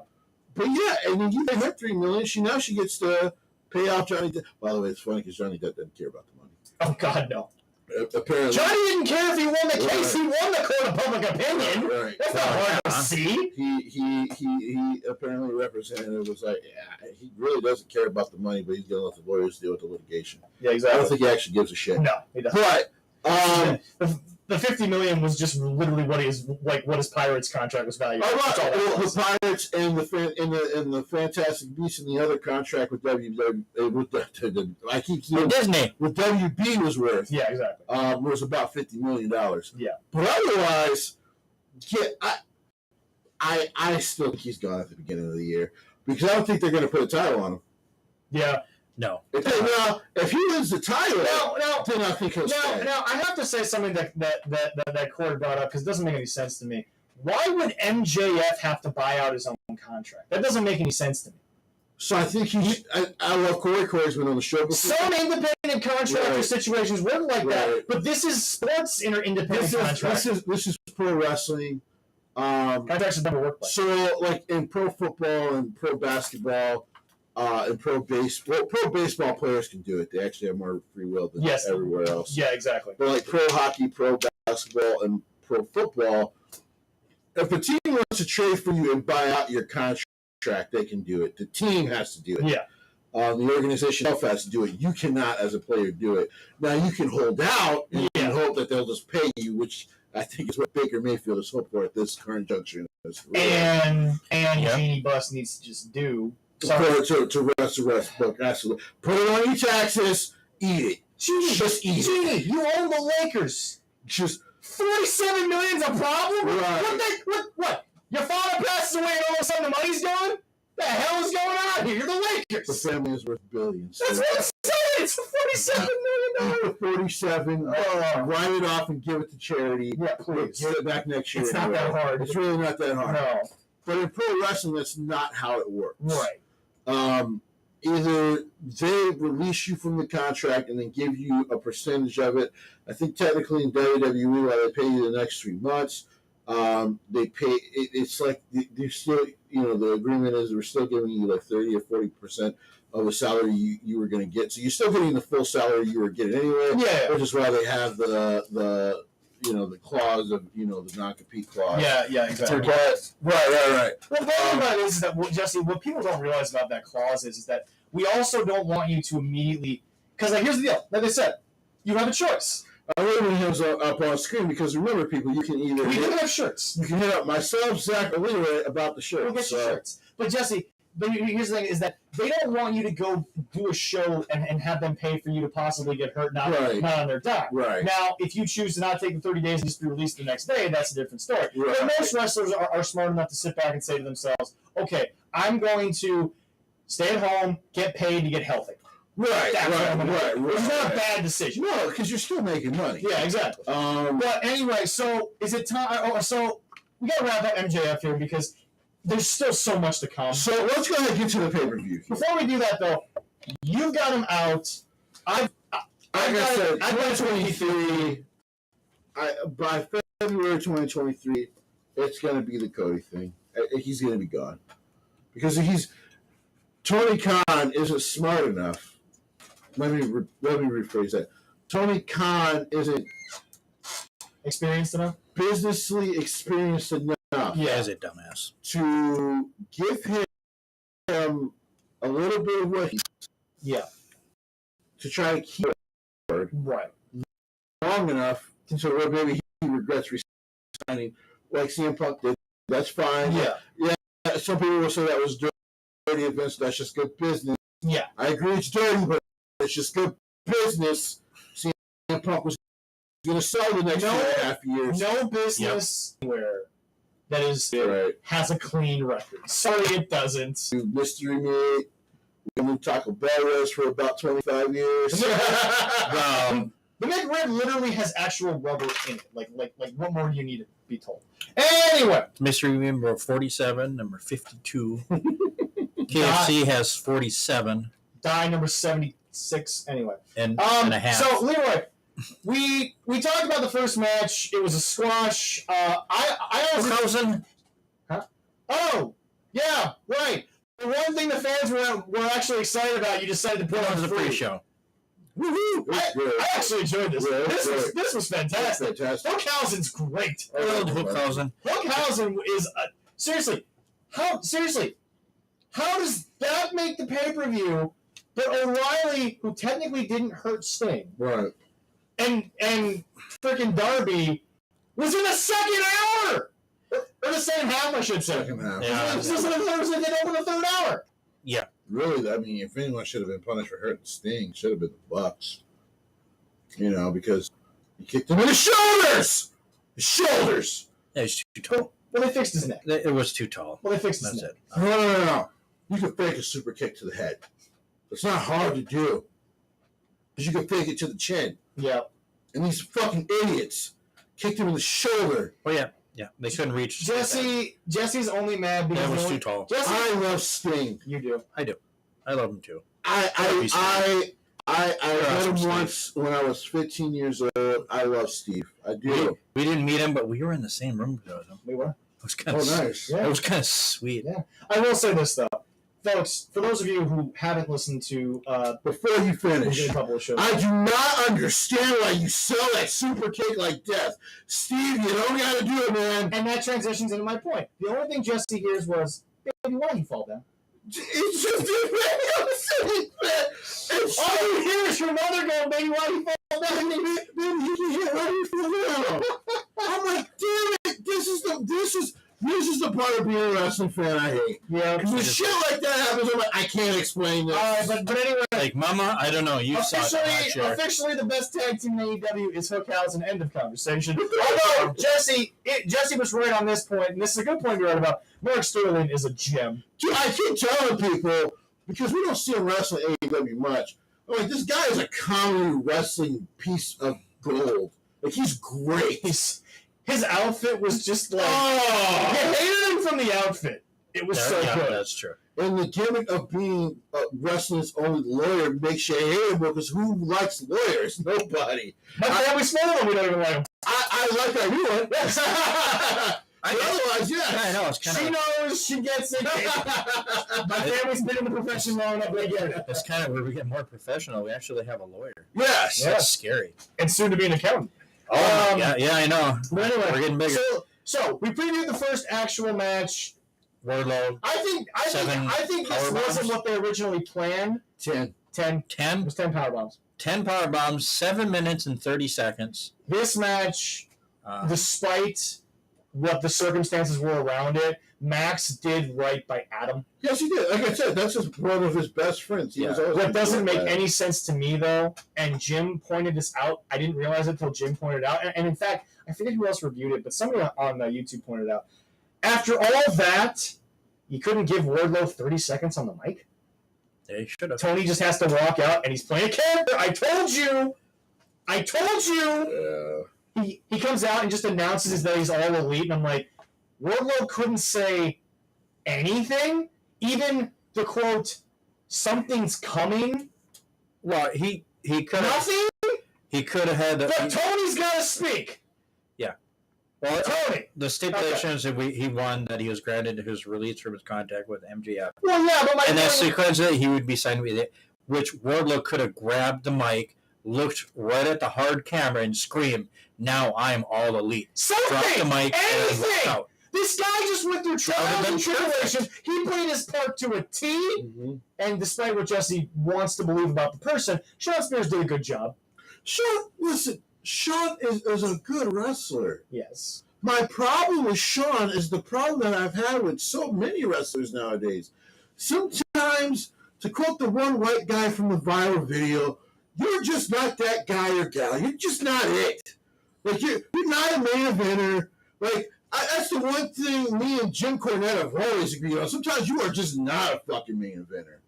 Now, sometimes we are wrong about who should be and who shouldn't be. Yes. But sometimes some people are just not. And that's okay. Yeah, there's nothing wrong with that. There we go. Yes. Besides the fact, dude, you're living off your wife's OnlyFans. We know that. Anyway. Roddy Piper never won one motherfucking world championship in his career. Hall of Famer. It's okay. Well, remember, I'm sorry. I refuse to have an argument about who the greatest of all time that never won the world title is, because the list is Roddy Piper, end of conversation. Right. That's the list. Sorry. I can't add anyone else to that list, because nobody is Piper level and never won the world I title. always thought Vince's Intercontinental Championship stuff was way better than his WWE title stuff. It was, yeah. I love that. It was. Like, it's okay. But anyway, no. Next match? No. Oh. You know, Jim points it out, and I think to myself, man, one of these days we're going to have a show, and Jesse's going to have no choice but to be like, God damn it, Zach, I got no evidence anymore. Because you got some. Tony's just playing a fucking character, and he just wants to be on TV, because it's slowly going to happen. It is. I don't want to be a character. Tony, shut the fuck up. Yeah. That's right.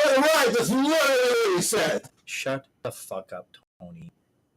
Take the dick out of your mouth and admit it. Anyway, Both of them out of his anyway, mouth. we'll save that. Jesse's going to hate that moment, but... All right. Well, can we do the next match? Yeah. The first botch of the night with the Hardys beating the Young Bucks. The botch was the fucking match. What are you talking about? Well, No. No one gets off of this. I agree. IWC to the fucking front. Right. I said this was a bad idea. Jesse predicted it fucking... Yes, I did. and then But the whatever, problem is it was 6 years ago and they were all still healthy. Right. and whatever Jeff did that hurt He doesn't himself. remember the match. He doesn't remember after a certain point. He doesn't remember the rest of the match. The IWC has to come to the front right now, and I'm going to fucking say this. I don't care if it's heard by 40 people or 40,000. You idiots need to be fucking told off right here and now. I said this was a bad idea. I said it numerous times. I said, why are we showing it? I said the Hardys looked like garbage from the day they walked in. They should have, I hate to say it, you should have listened to Jim. You bring him in, and the first fucking thing you do is face off with the fucking Hardy Boys. Right. That's what should have happened. It should have been the one and only thing they did. It should have been the first fucking thing they did, and then you let the Hardys go off in the sunset. If they really wanted a proper reunion and we're getting it in WWE, then you should have fucking just did it day one. And they blame Jeff is not capable of that match anymore. Matt's never been the high flyer. He's not capable of his own shit. Sorry if I'm talking to other people, but no. You people need to be called out for your shit. You wanted so bad to prove that WWE screwed up. And look, they did. We've all admitted it. So why do we have to prove it by almost killing a father? Damn right. He's got 2 kids at home. He should be doing this. And people are telling him that he's still capable. No, you're not.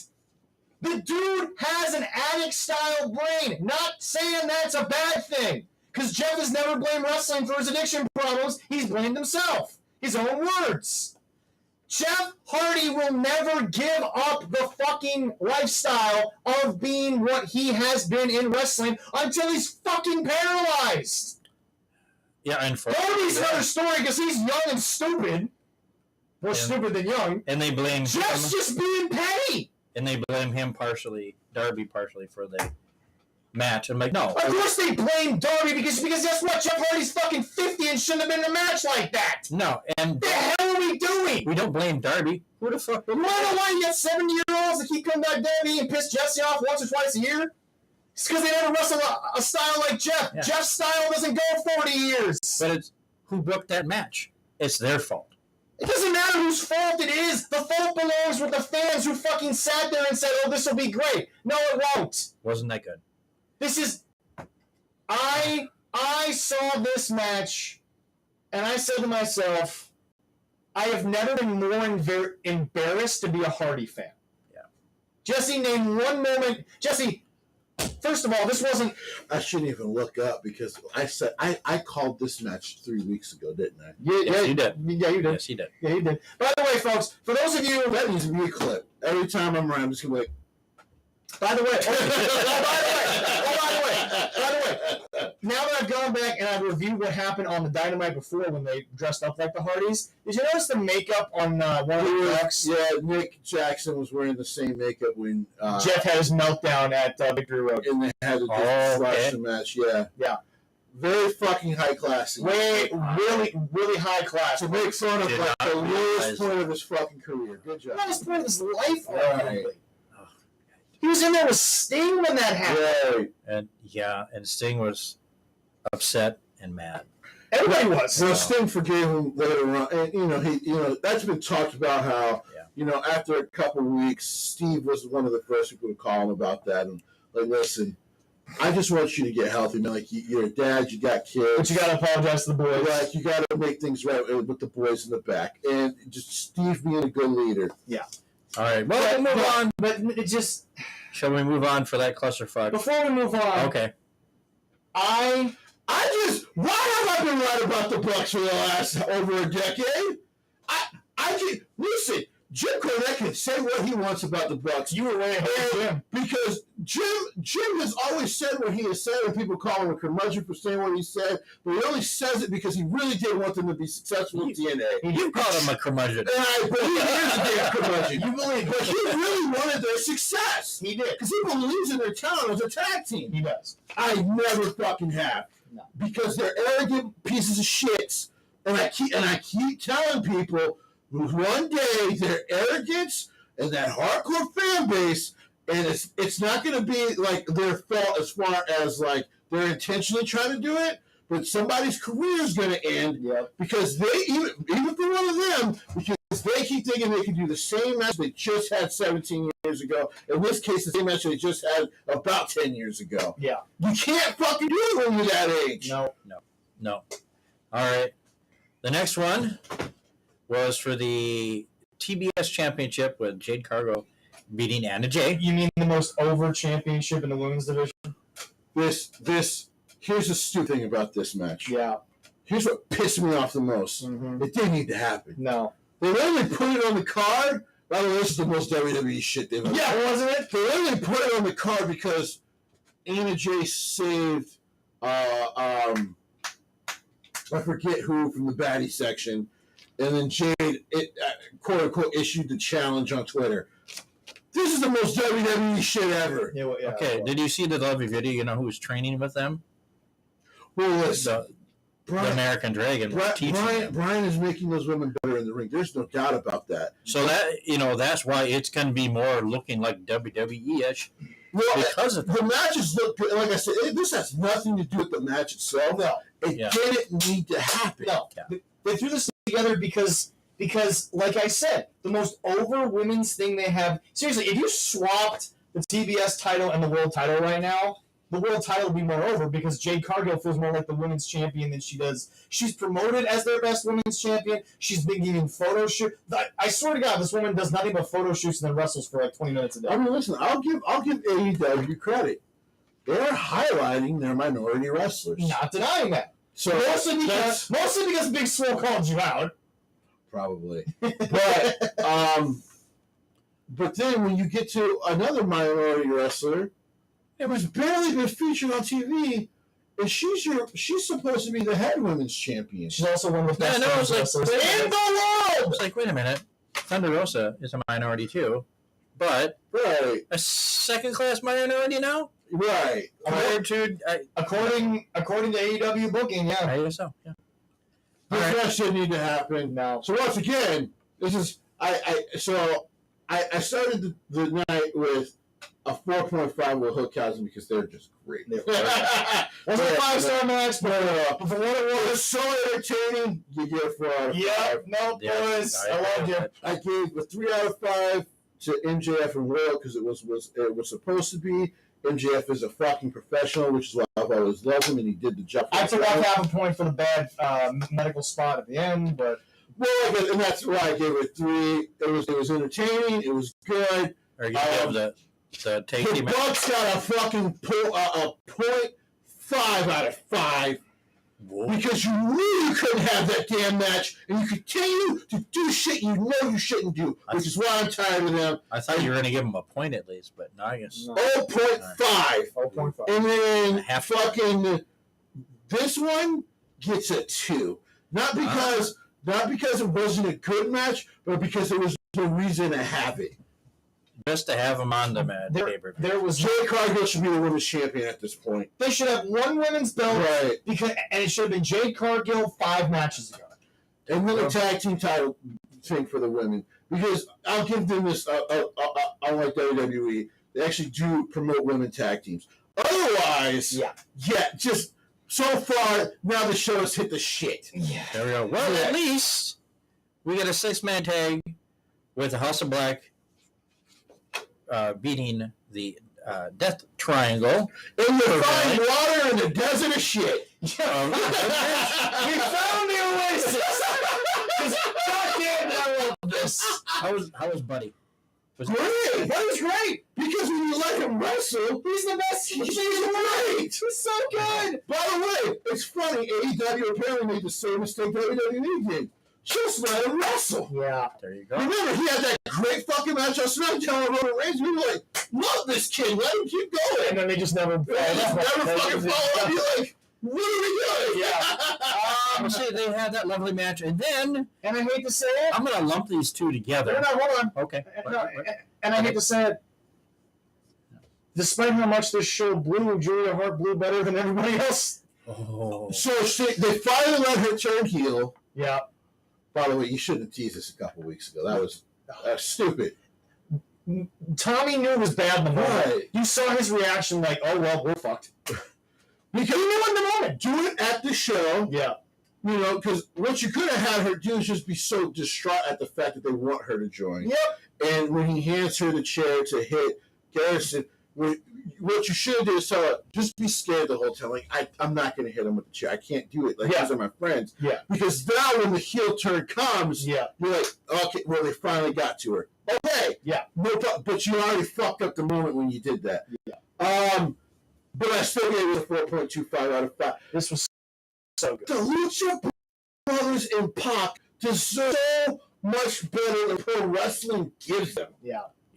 They are fucking great. Jim says all the time, Pac's small, but he looks like a badass. He's jacked like a badass. You wouldn't care about his size because he can work. The problem is that he works with a bunch of unprofessional idiots half the time. I mean, to be fair, WWE did not treat him very well at the end with the cruiserweight stuff. 100% was a bad idea. And then the Lucha Brothers, to be fair to them, were wasted in Impact. And I don't know how they did that. Which is weird because it's interesting. Because Ricky was the world champion. Remember when this first started with the Lucha Brothers, everybody was like, okay, they're having to slow down. And people were telling them they've done a better job of American style pro wrestling. Yeah. They figured it out. Yeah. Of course they would. They just need reps. I'm sure a couple of phone calls. Ray also. Right.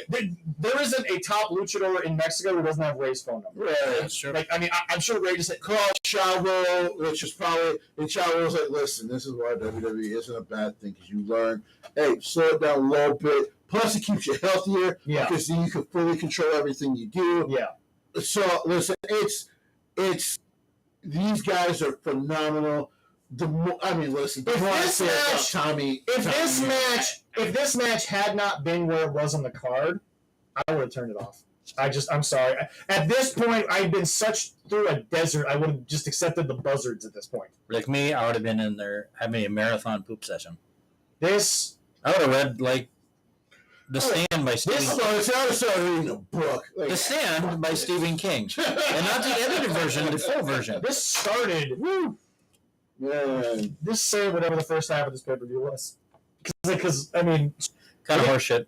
No, calling it horseshit's a compliment. Oh, well, all right. I'm being polite. At least when a horse shits, you realize that it's just going to start... Call it a decomposing body is what those two matches were at. Well, this next two match, I'm going to put them together because they can. The winners of the Owen Hart, what the hell, they're going to Jesse. They're going to give him a fucking belt and a Adam Cole and his lovely wife, Jesse, do you want a minute to have me say something, or do you want... Okay. Just Jesse has to prep. Okay. They gave him a pretty belt. They didn't crown him, but they damn sure did. They gave him a pretty belt that looked like an Owen Hart belt. The biggest foreshadowing ever was how they were dressed. Number one. They were dressed alike. Number two, I think Brian Last is correct, and this is the sad part that I'm going to get over with. This was the Hall of Fame speech that Martha never got to give. That's well, you know what? That's what this was. She could change that. No. She could. No. It's not happening. I know. She'll never do it. But she could change it. That'll work. But she's not the problem, but first of all, what are we doing with a suddenly able to wrestle Samoa Joe? What is actually... Where was Jay Lethal to do anything? Where was the other big, fat Indian guy that apparently even WWE was like, maybe the former basketball players don't work out that well. Where is Truth Martini? That's all I have to ask. Truth, where are you? Right. Where are you? I need the book back. I need you, Mr. Martini. I do. So, yeah, they got a pretty belt. Sanjay, you were in WWE long enough to know what to do. You were okay with this? Did they both get a cup, or just one? No, it's one cup. Two wrestlers, one cup. Well, the original... They got two belts. The original 2 in 1 cup. That they won't defend because they're ceremonial. Yeah. And they got to say thank you to a guy who's better than all of them combined. On a bad day.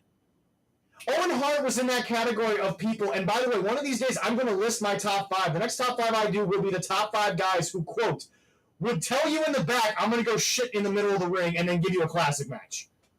Owen Hart's on that 5. Oh, damn right. Because Owen Hart could tell you, I don't feel like working today, but I'll go out there with you. And then the opponent's like, oh boy. And then Owen Hart will give you a 5-star class. Leroy, if you must go ahead, you go ahead before I unleash, sir. No, it's just my feeling is I saw the belt and I saw where they looked, and I'm like, what a fucking waste. It was a throwback. And the sad part about it is, it was a waste. throwback to Stampede Wrestling, which I love the old tapes of. And we got it on this second-rate clown show of a promotion, which acts like it. And I'm sorry, Jesse, this was the second time TK was seen on this fucking pay-per-view. Because he just had to bring Martha. Couldn't have been the kids. Yeah. Couldn't have been his fucking children. The greatest thing he ever did. That would have been weird. It had to be Tony fucking Khan to present two belts that will never be defended to two people that were already wearing pink. Pink! Yep. And we buried two... Who did Brett even beat? Oh, right. That's right. Oh, by the way, we wasted Rancid! You know who should be. You know who should be. Don't let's not do that. Let's not do that. Let's get to the nitty-gritty of this. The only good thing... They buried two great people. The only good thing that came out of this was Martha's speech. That's literally fucking it. Well, we got to see Rancid. I wanted Rancid to break up. Rancid was awesome, but I'm a music fan, so that goes with us. Exactly. Yes. The only good thing to come out of this was Martha. Yeah. She's it. Yeah. She's... How dare you! How dare you! Oh, you do this to Owen Hart's legacy? You get the name and the blessing to do this. And this is what you do? Two belts that they're not even going to defend. They don't even get championships, matches, or anything like that. Something that would have made the tournament feel great. And you can start it as something annual. No! Not AEW. Yeah. No, not AEW. We're going to waste everybody's fucking time. And then the second most insulting thing. What the fuck do Adam Cole and Baker need this for? They don't. Can anyone, by the way, their fans can't tell me. Can anyone tell me? I'll wait. Man, there's a lot of silence on the internet right now. No one can tell me why they needed this. They did it. Ruby Riott sure could use it. Joe needed it. Joe needed more because you haven't fully started your ROH show yet. You're just using all of them off Dark and Dark Elevation, by the way, without telling people. So, hey, good job spending $40 million on something that you just fucking wasting time on again. Good job. I have never, ever wanted to strangle a promoter the way I wanted to strangle Tony Khan after these two matches. You insult Owen Hart. By the way, Brett, for getting your blessing, fuck you. You should have known better.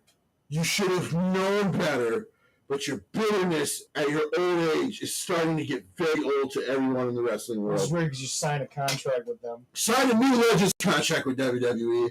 You'll take the money, but you'll bitch about it. And then you have, listen, I love Martha and those children. I'm happy to see that they're healthy. Mm-hmm. Got grandbabies as well. Yes. I think the daughter has kids. Yes, that's wonderful. And I have nothing but love for the Hart family because, my God, have they fucking been through it as a family in wrestling. They have. They really have. So I'm always happy to see them do well. This was a waste of time, of a great wrestler's name, and it was basically meaningless, which means you also insulted pro wrestling. Because let me be very clear, the Harts are up there with some of the first families of pro wrestling. How dare you? And then for Tony Khan to be the one to present the so-called ceremonial belts. I almost slept through my Chromebook in front of me on a show that happened the day before because I didn't watch this live. I went to go spend time with a very special lady, and thank God I didn't watch it live. Because I part of me would have had to call some buddies and be like, I need you to fly me to Vegas to get arrested. Because I'm about to do something very terrible to a brown man. This was horse shit. And by the way, both of these matches get a 0.5. You want to know why? Because you're wasting talent. Oh, and then what did you do? You gave Ruby Riott back the win on Wednesday anyway.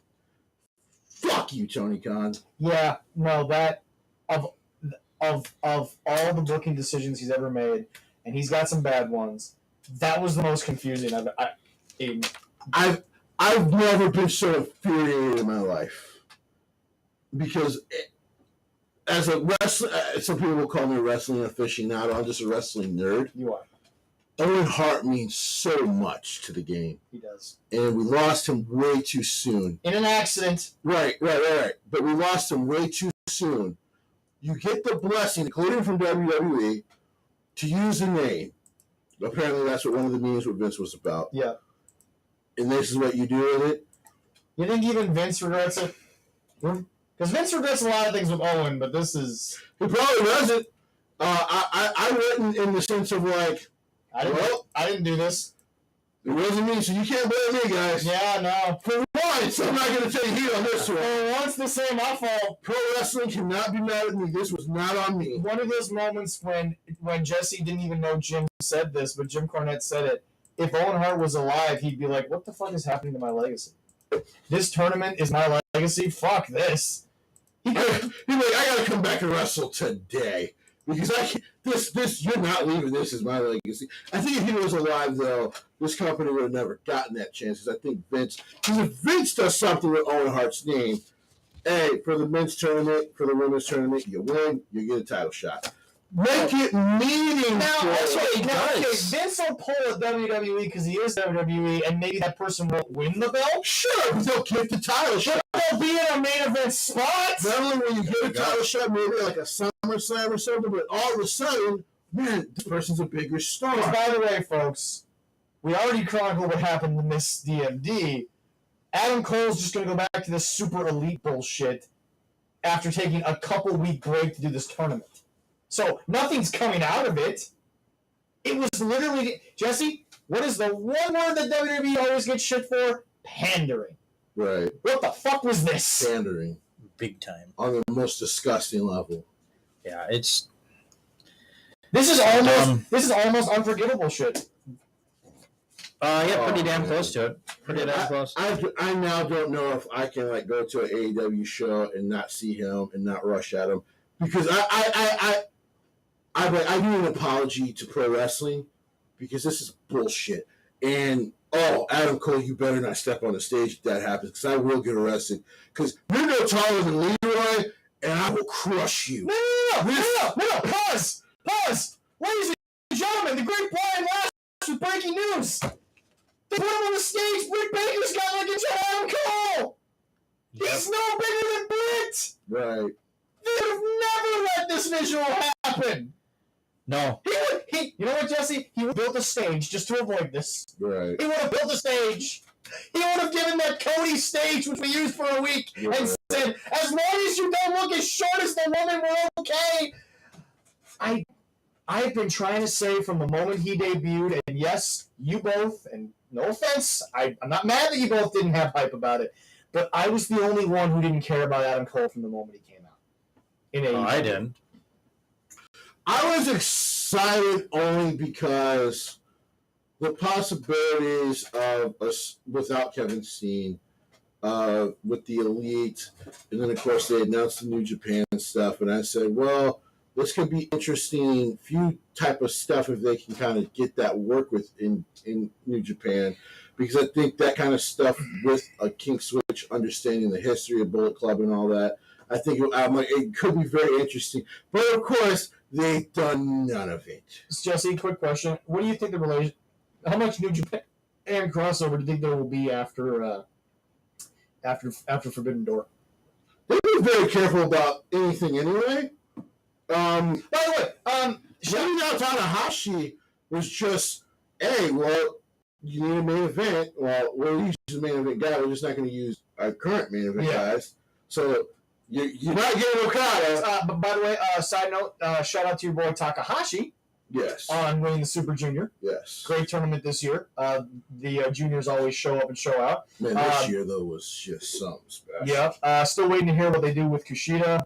He's home now. He's probably taking a little time off. Right. To just be with the family. Right. Because, remember, he was away for a while. He was. He was away for a while. All right. So now that we get off the abomination that was the first 2.5 hours of this pay-per-view. By the way, this is what happens when you do something for love. Yeah. Adam, okay, quick question. Okay, let's say Adam resigns back when he did. How much longer was left on Britt's contract? 18 months at the most? Yeah, something like that. I think right now it's about 18 months, yeah. So you would have had to wait 2 more years. You're both technically working in the same state anyway. I think I'm telling people, I think he would be. They wouldn't even split the titles because I think he'd be WWE champion. I do. It could be, yeah. They wouldn't have split the titles because I think he would be WWE champion.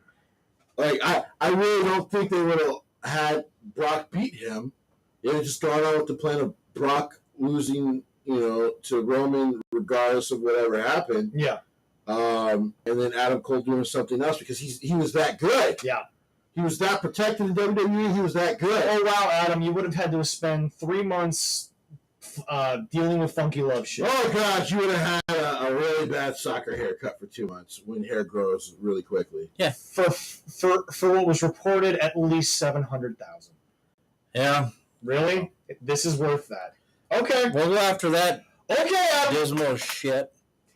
Let's go to what might have saved this pay-per-view, even though, like I said, we're going to debunk some of the good shit because, God, they've never shit after a pay-per-view this bad.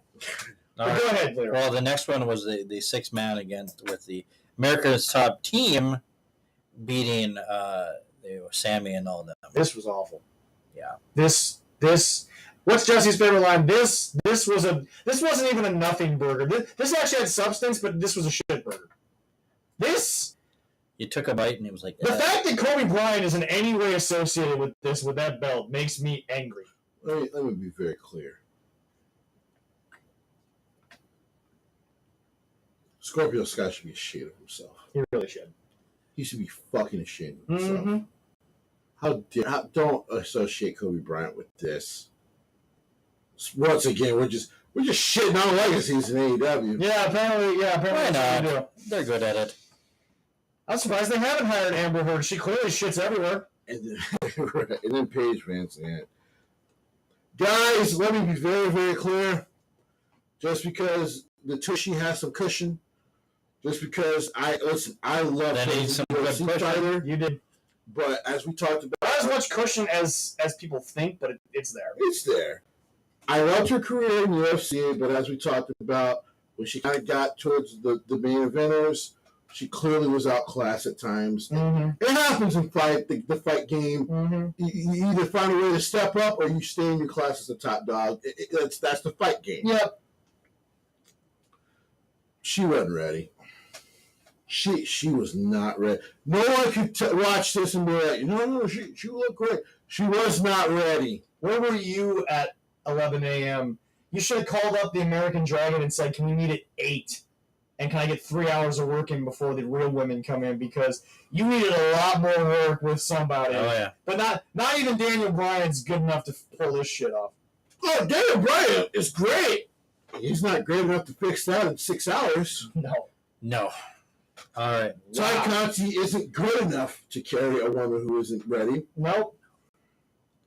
By the way, And Sammy's just officially the most unlikable asshole in all of wrestling. because now it feels like you've dragged Frankie Kazarian into this, and now he can no longer challenge for a title.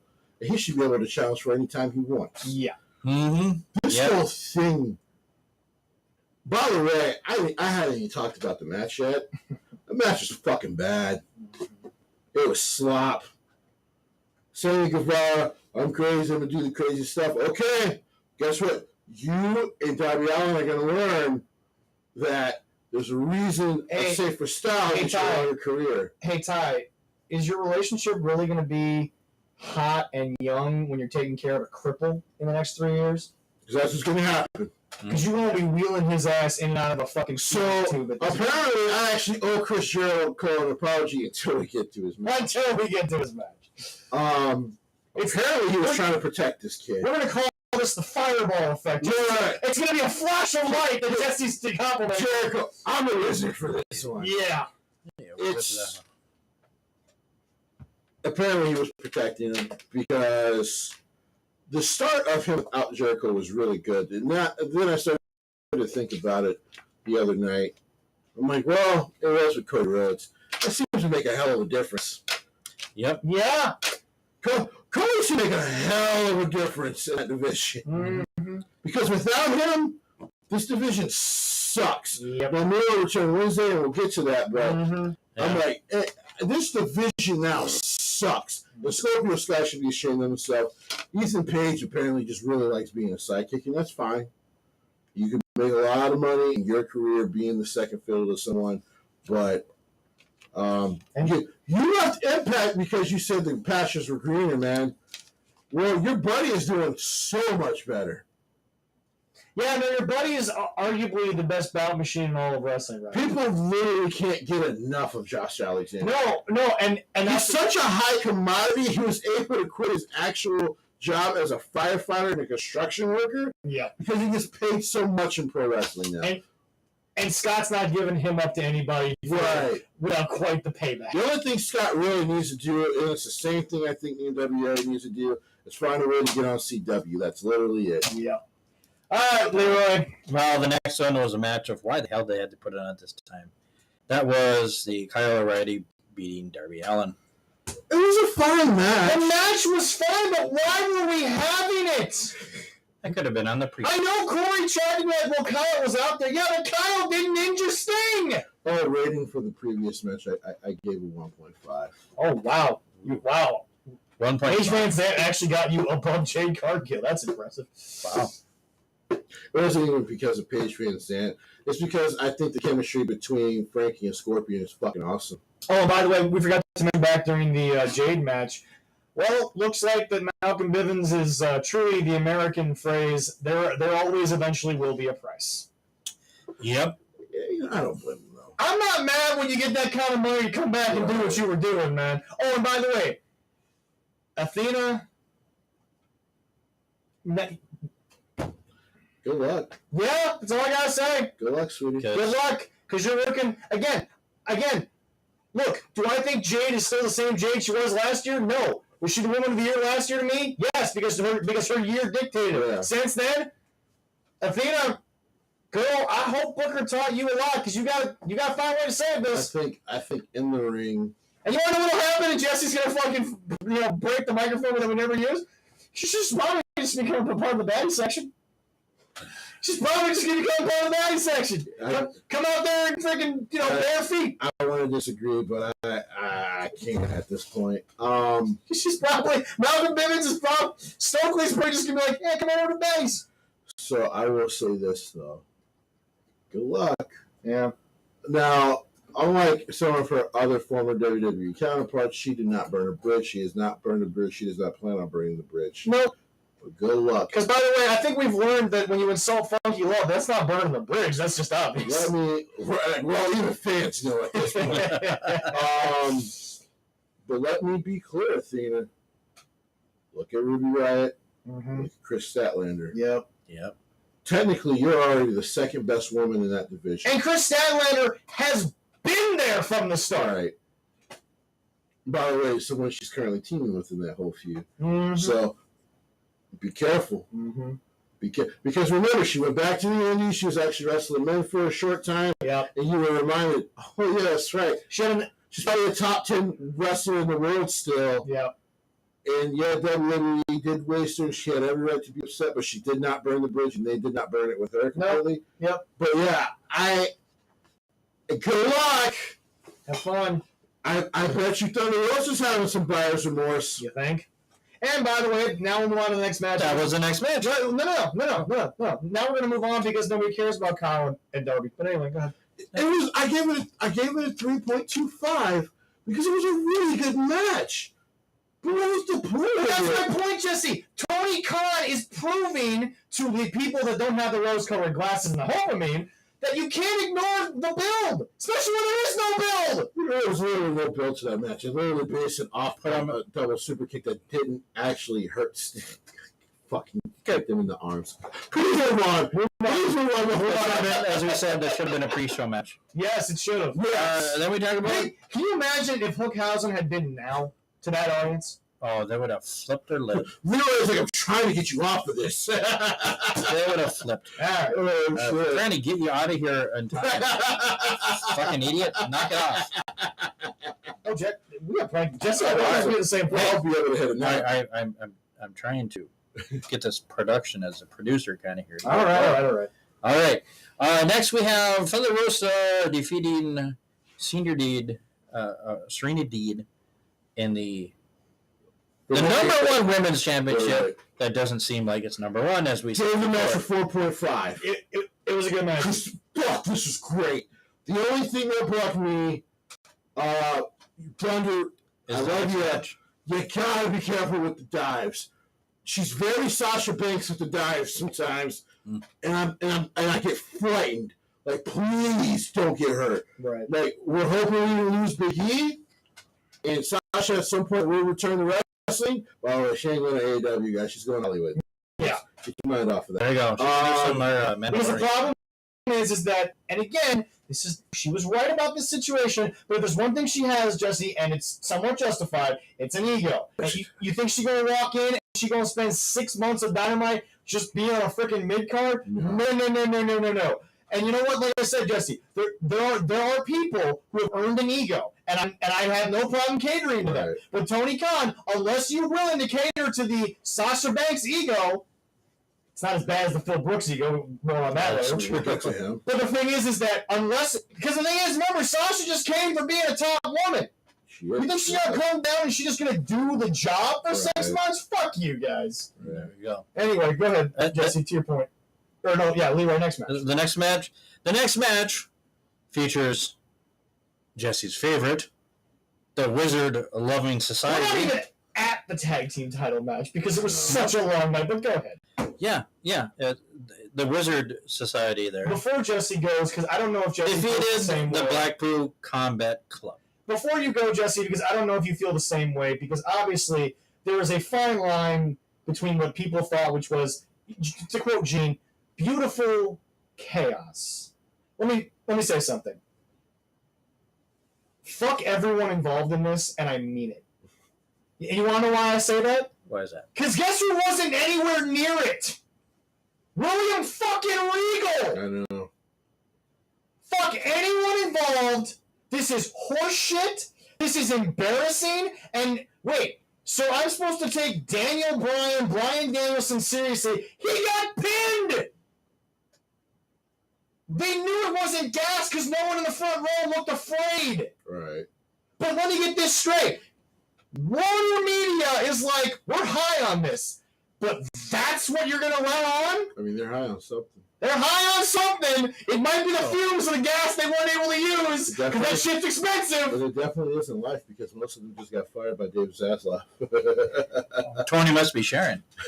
This was not organized, beautiful chaos. This was disorganized bullshit. They didn't have enough cameras. They couldn't follow it. It looked like some Backstreet Boy reunion if you were freaking the Appreciation Society. Daniel Garcia is wasted more than any human being in wrestling based off the small sample size that I know he's capable of. That's the biggest sin of AEW, even more than its creative and Tony. If you have more money than Vince, how does your production feel so low level?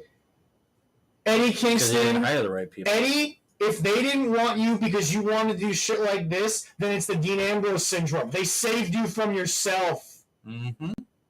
Freddie Prinze Jr. was in the crowd for both of these shows. He was. Yeah. You can't just be like, hey, dude, you couldn't have did this a couple of years ago. Hey, I know you used to write for them. I kind of mostly do the writing, but I know you also used to be a production with them. Bring a couple people, come work with me. Because you have the money to do it, right? Because the production how can you like this match? How do you lose fucking 3 different fights because you don't have enough cameras? There's 10 fucking guys in the match. You know there's 10 guys in the match. You know they booked the match probably to separate from each other, and you don't have enough cameras? Yeah. They're spending money. The moment, right, so the moment JR goes, I don't even think we have a camera to go to that. No. Absolutely not. How many more cues could JR have given during this match to say, somebody go home? No shit. In the wrestling sense of, end this shit. All right. Jesse, And yeah, I disagree with you. Okay. I actually thought the match was kind of fun. Okay. I am getting fucking completely over Eddie Kingston at this point. Mm-hmm. I lied. I am over Eddie Kingston at this point. Okay. All right. Okay. Just let him and Jericho kill each other so we can be done with this. Yeah. Because this feud has gone on forever. Maybe Jericho can take the freaking wizard powers and send them to the shadow realm. I don't fucking know. I watched Friday Night SmackDown and I saw it right. And I saw so many people. You know, man, this fucking feud between the New Day and Sheamus' group has gone on a long time. You know, and I thought about it, and I'm looking, you know, because now they just announced a match for Dynamite in a few weeks. Mm-hmm. And I'm like, no, this feud with Jericho and fucking Eddie Kingston started at the beginning of the fucking year. Yep. We're still doing this. Yep. We're official. As of today, happy birthday to my little brother, by the way. Happy birthday. As of today, it is June 5th. It is the 6th month of the year. We're about 5.5 months into this shit. It feels like that feud. The other feud's been going on so long because they have matches every fucking week the last 2 months. Right. And trust me, like I tell you all the time, trust me with WWE, I get it. It's just like, guys, it's the same fucking match. We're not denying it. He got hurt. I get it. We're not denying it. Frustrating. We're not denying it. But this has literally been going on for like 6 months, and they don't have matches every week. No. And it's getting annoying now. And Jericho has gone from an champion to a wizard, and I'm fully... Guys, he dressed like a damn near Ku Klux Klan member. He did. The first time he said he was a wizard. He did. All I'm saying... Yep. But he still gets you two. Because... The White Wizard now. Because the spot with Moxley whooping everyone's ass for a moment was great. And then... I'm not saying I don't enjoy chaos. Right. But... like you said, I can't get past the fact that I missed half the fucking match. That's my own personal opinion. If I miss half the match, I can't give you a good star rating. And you weren't trying to go poop at that time, so No! visit. So. And then 2.0. I watched this pay-per-view twice because I had to watch it over the course of the week because of all the shit I was doing. Well, that was a fucking mistake. I know! I know now! All right. He's made the unfortunate mistake having to watch Road to the Top. But yeah, I ain't got to do that, thank God. Hey, letting that happen. We'll think of something that's painful for you to do, so don't worry. You still have to get punished for that loss. Painful for me to do was watching this fucking pay-per-view on a Monday morning. That was painful. Did you have enough coffee? Because I should have just went back to bed. Yeah, All right, after that, fucking whatever. Yeah. Then we got the triple threat tag team match where the champions beat. We were all Now we're back. We were all wrong about the result, but like Jesse said, we're back. This is the first 5 of the night and the only 5 of the night. Yeah. Holy shit, this was excellent. I'm not rating it a 5 out of 5, but I will say this. It's arguably the best match of the night because Again, I'm forced to watch this, and I'm forced to look at you. And like I said, I'm not a hater because I give these people shit for the stuff they tell me they're doing. Right. But these guys did all the shit that they normally did. But I will say this: how much longer until we've officially wasted Keith Lee? If we get to the 6 month mark, how far are we in? And we're only 3 months in. Okay, so by the end of the summer.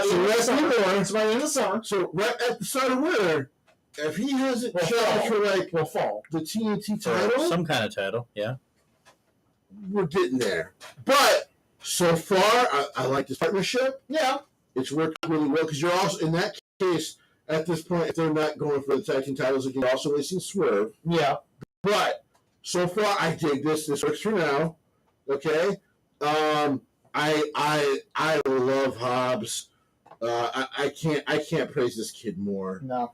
And then Ricky Starks is just the fact Ricky Starks still hasn't been the AEW World Champion is criminal. Mm-hmm. But I will say this. This is the first time they actually look like deserving tag team champions. Yeah. Because they had to go through the fucking ringer to retain these titles. Yeah. Here's the fucked up part. Now they're going to lose them to the Bucks. Yep. Because that's what the Bucks do. Yep. So that's the booking of the tag team. That's the booking of the Bucks tag team. Because remember, folks, they're going to say, well, you lost to us. That ain't nothing anymore, boys. It wasn't 17 years ago, and it ain't now. Right. Because I think I saw or read that they have a planned match against them. So. Yes. The moment I watched Jungle Boy get pinned by fucking Matt Jackson, I said, of course they're going to fucking get the titles back on themselves. Yep.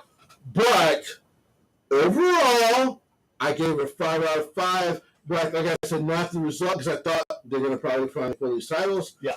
But this was absolute banger.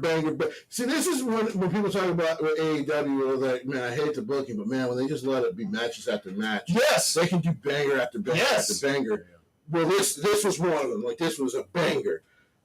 So that's really all I have to say about this match. The best part for this match, no one lost anything either. No, not at all. But the best part about this match is the fact that it wasn't opening the night like a lot of people thought it was going to, because our expectations would have just died after this match. I think if this opened, I think the original card was this opening and then the 6-man tag with the House of Black. Yeah. The middle of the pay-per-view, oh my God. Especially if you did MJF after it and then the rest of it. I think people might have started to walk out there and like, well, I'm bored. I'm going to take a dump. Tell me when the world title or the women's championship match is on. Because now I'm bored. Yeah. Well, it was so bad. But yeah. Great match. Great match. But like I said, there is such a... For me, personally, it's getting harder and harder in this company to just watch the match for what it is. Vince is the master of removing everything around him because mostly he doesn't talk about it. Right. The problem is there's such a cloud over all these teams of what they could be that it's just hard to not see so much of what could be. But overall, the match was great. It was. All right. And then to end the match, the 13th fucking match of this long... 13 ever forget. There we go. Tony, it's a better... You gotta go clap, Tony, because we appreciate we appreciate the publicity. We do. We like that 13, even though it was a... We still have a media scrum to get to, but please. We're not going to be here until 3 a.m. like the wrestlers. There we go. Well, yeah, we won't be here that long. All right. Well, it happened. Mm-hmm. It happened. CM Punk did win the title again. Sadly, I cannot come out here and say what I was going to because of what happened on Rampage, which we'll get to. But really, you came back. You wanted to help a young company. Phil, I know you're hurt, and I don't want to beat a dog while it's down, but you still deserve this because you know what? You should have been. Because technically, you should have been told this like 7 years ago. I mean, I'll do it. Oh no! I'm a New Yorker. We have half love for Chicago, so I'll do it. But no. Here's the deal. You came back. You beat Darby Allin. You didn't put him over. Win. Did MJF win at all? Wait. Didn't Max get one match? Because they're 1-1. They're 1-1. Because obviously the Summer of Punk was going to turn into the Summer of MJF because now it's all work. He's sticking with that. I like that though. Uh-huh. But anyway, so yeah. So let me get this straight. A WrestleMania main event was so meaningful to you that you will just insert yourself into the first guy who was actually, despite how terrible they booked him, really terrible, making us believe that they were going to start creating legitimate world championship talent. And now your old curmudgeon ass, because he's there. You know he's there. He admitted that he's a get off. It's called Just for Men, Phil. It's definitely available in your fucking color. But here's the deal. It is. Yeah, I know it is. We pretty much knew that this was going to happen. And I think I'll said it. Yeah. And now he can go home and be a dad for the rest of the summer and play with that newborn baby because no one fucking cares about your cowboy shit anymore. Because guess what? You weren't nothing before the match because they fucked you up. But now you go home, bro, because we ain't got nothing else for you. Because where do you go from this? Where? Well, To the whorehouse. No, Jesse. He's probably going to come crawling back to the Bucks. Even though, remember, they didn't interfere. They let him beat Kenny fair and square. And now, for some strange reason, they're just going to act like that never happened and be like, come crawling back to us and maybe we'll give you some legitimacy. You know it's going to happen because Hangman can't work with half this roster. He's got to go over to the Elite. So anyway, Jesse, anything else to say before we get into the... I thought the match was really good Yeah. at the end. But here's the problem. Mm-hmm. I'm going to give it a 3.75 because you want to know why? This is just another Bret Hart match redone. Oh, yeah, no. That's all Punk has done since he's come back is do Bret Hart matches.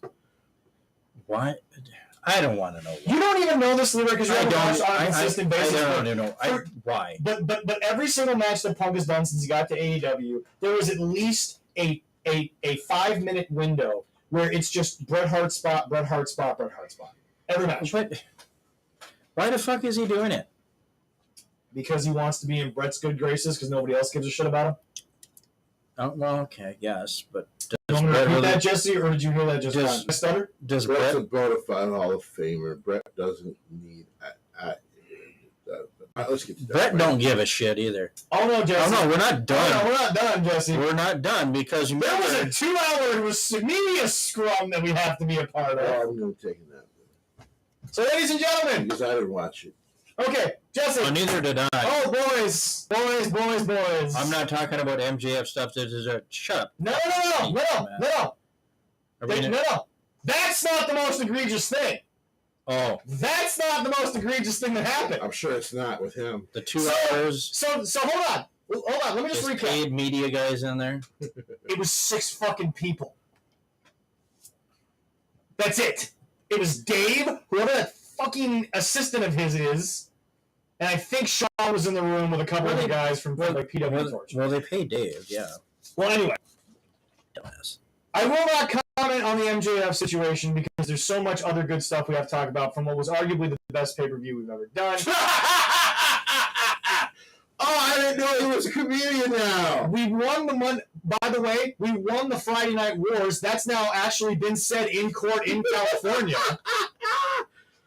Oh, that's so cute. Yeah, I saw him say. I'm like, Eric Bischoff, what fucking? he lost that? his mind. Jesse, this dude must be on something because this late in the night to go off the way he did when they asked Punk the legitimate question of what do you think about Eric Bischoff saying you're the biggest waste of money? By the way, Punk never spoke. Punk never answered the question. You want to know what Punk said? The only thing he said to that question, and I'm not joking, it was, and I quote, well, we're off that question. He had to stop Tony. Punk did. Punk looked uncomfortable, and he was being defended. Tony Khan brought up more statistics that meant so much jack shit that I can't even begin to describe. Did he talk something about variables and this and that? And play with the butthole. Hold on. We ain't there I yet. think so. Yes. No, I'll explain all that. I promise you. I'll explain all that. But hold on. So, if you tongue the front box. It was worse. by the way, Jesse, this Worse than started. Steiner math. This started with Tony. Dude, That was actually accurate, unfortunately. Steiner math that I can understand. here's the deal, Jesse. You want to know what's funny? He started this with his usual, hey guys, thanks for coming. It was great, blah, blah, blah. 6 times in that opening segment. 6 times! He looked to some dude off camera and was like, is Chris ready? Do we have Chris? Yeah. Is Chris here? Do you have Chris? 6 times! Chris? Oh, Jericho? Yes! Because Jericho had to come in and talk about this. And Jericho not just exposed the business, but talked about how they came up with all this stuff. Talked about how they were adding more stuff. Chris Jericho talks about how, hey, you know what? People don't make sense. Chris Jericho had the nerve to say, have you noticed you don't see a lot of signs in the crowd anymore? AW. Not at your shows. Not at your shows. Not at your fucking shows. Chris Jericho talked about how they did all this amazing work and they did things and you remembered it and it's like, oh, I don't remember that. Yeah, that came back in. And he sounded like Omega on fucking the good steroids. Because Chris Jericho is more delusional than Cody Rhodes and Randy combined and rose to the top. He thinks everything he's done in AEW has been absolute amazing. He loves it. He is so indulgent. And by the way, as he was speaking, saying good things about Tony, Jim Cornette spoke over the audio and said, put over the money, Mark. Put over the dude that's standing next to I'm you. going to make me coffee as I have to listen to this shit. Oh, I make some good stuff. Yeah, let's do that. Leroy Jenkins. And now we get to what Jesse was talking about. I'm about to fall asleep listening to this shit. Tony Khan spent 25 plus minutes explaining how he made this pay-per-view. I'm going to go with Charlie from It's Always Funny here behind you, boys. No one can see this. So we are live. Yeah. So if y'all want to come back and see the video, I'll be doing this. So apparently we had to connect the dots to why he built the pay-per-view based on the 27.1% chance there was a Game 7. So he had a dot here and the dot way over here. He wouldn't shut here, up about the fact that he here. was watching the fucking NBA playoffs, and based on how they ended their games, he was adding more matches, more spots, doing this, doing that. Hey, it only happens 27% of the time that there's a Game 7, so you know what? We had to think about, okay, what was the next hour we were going into because we were going to go up against this team. And he actually, I believe at one point he mentions, thank God it wasn't the Warriors because everyone was going to watch them. Holy fuck. They weren't on this late, even on the West Coast. No. Even they were in bed before fucking 3 a.m. on the East Coast. Wow. Steph Curry drops a bunch of dimes. Klay Thompson drops a bunch of dimes. Go to the NBA Finals. The game won over by the end of this media scrum. This was nonsense. This was insanity. This was the most jerk myself off session in a room full of 6 people who aren't even that good looking. No offense to anyone in the room except for Dave, because you are an ugly old bastard. Oh my God. Tony, lay off the 8 balls, for Christ's sake. Think your bad blood's 7. Bro, how much fucking coke does your daddy get you from the good old country? Because fuck were you wide awake at 2 in the morning. Oh my God. Yeah, definitely. Even Punk admitted it was like a 12-hour show. Right. Punk had to stop you from talking because you wouldn't shut up about the fact that Eric, you had to jump on Punk's dick so hard because you had to tell everyone that Punk has helped record numbers. Yeah. Every match he does is the biggest thing. Rampage's biggest number was he had to. I'm surprised there was video because he could have just jerked him off. If this was a Zoom session, he probably was jerking off Punk because he spent so he. Well, how do you compliment someone so much that they have to tell you to stop? Well, because it wasn't on. Even a man with that ego. It wasn't on Pornhub. That's why he's not doing that. So if it was on there, yeah, he would have been.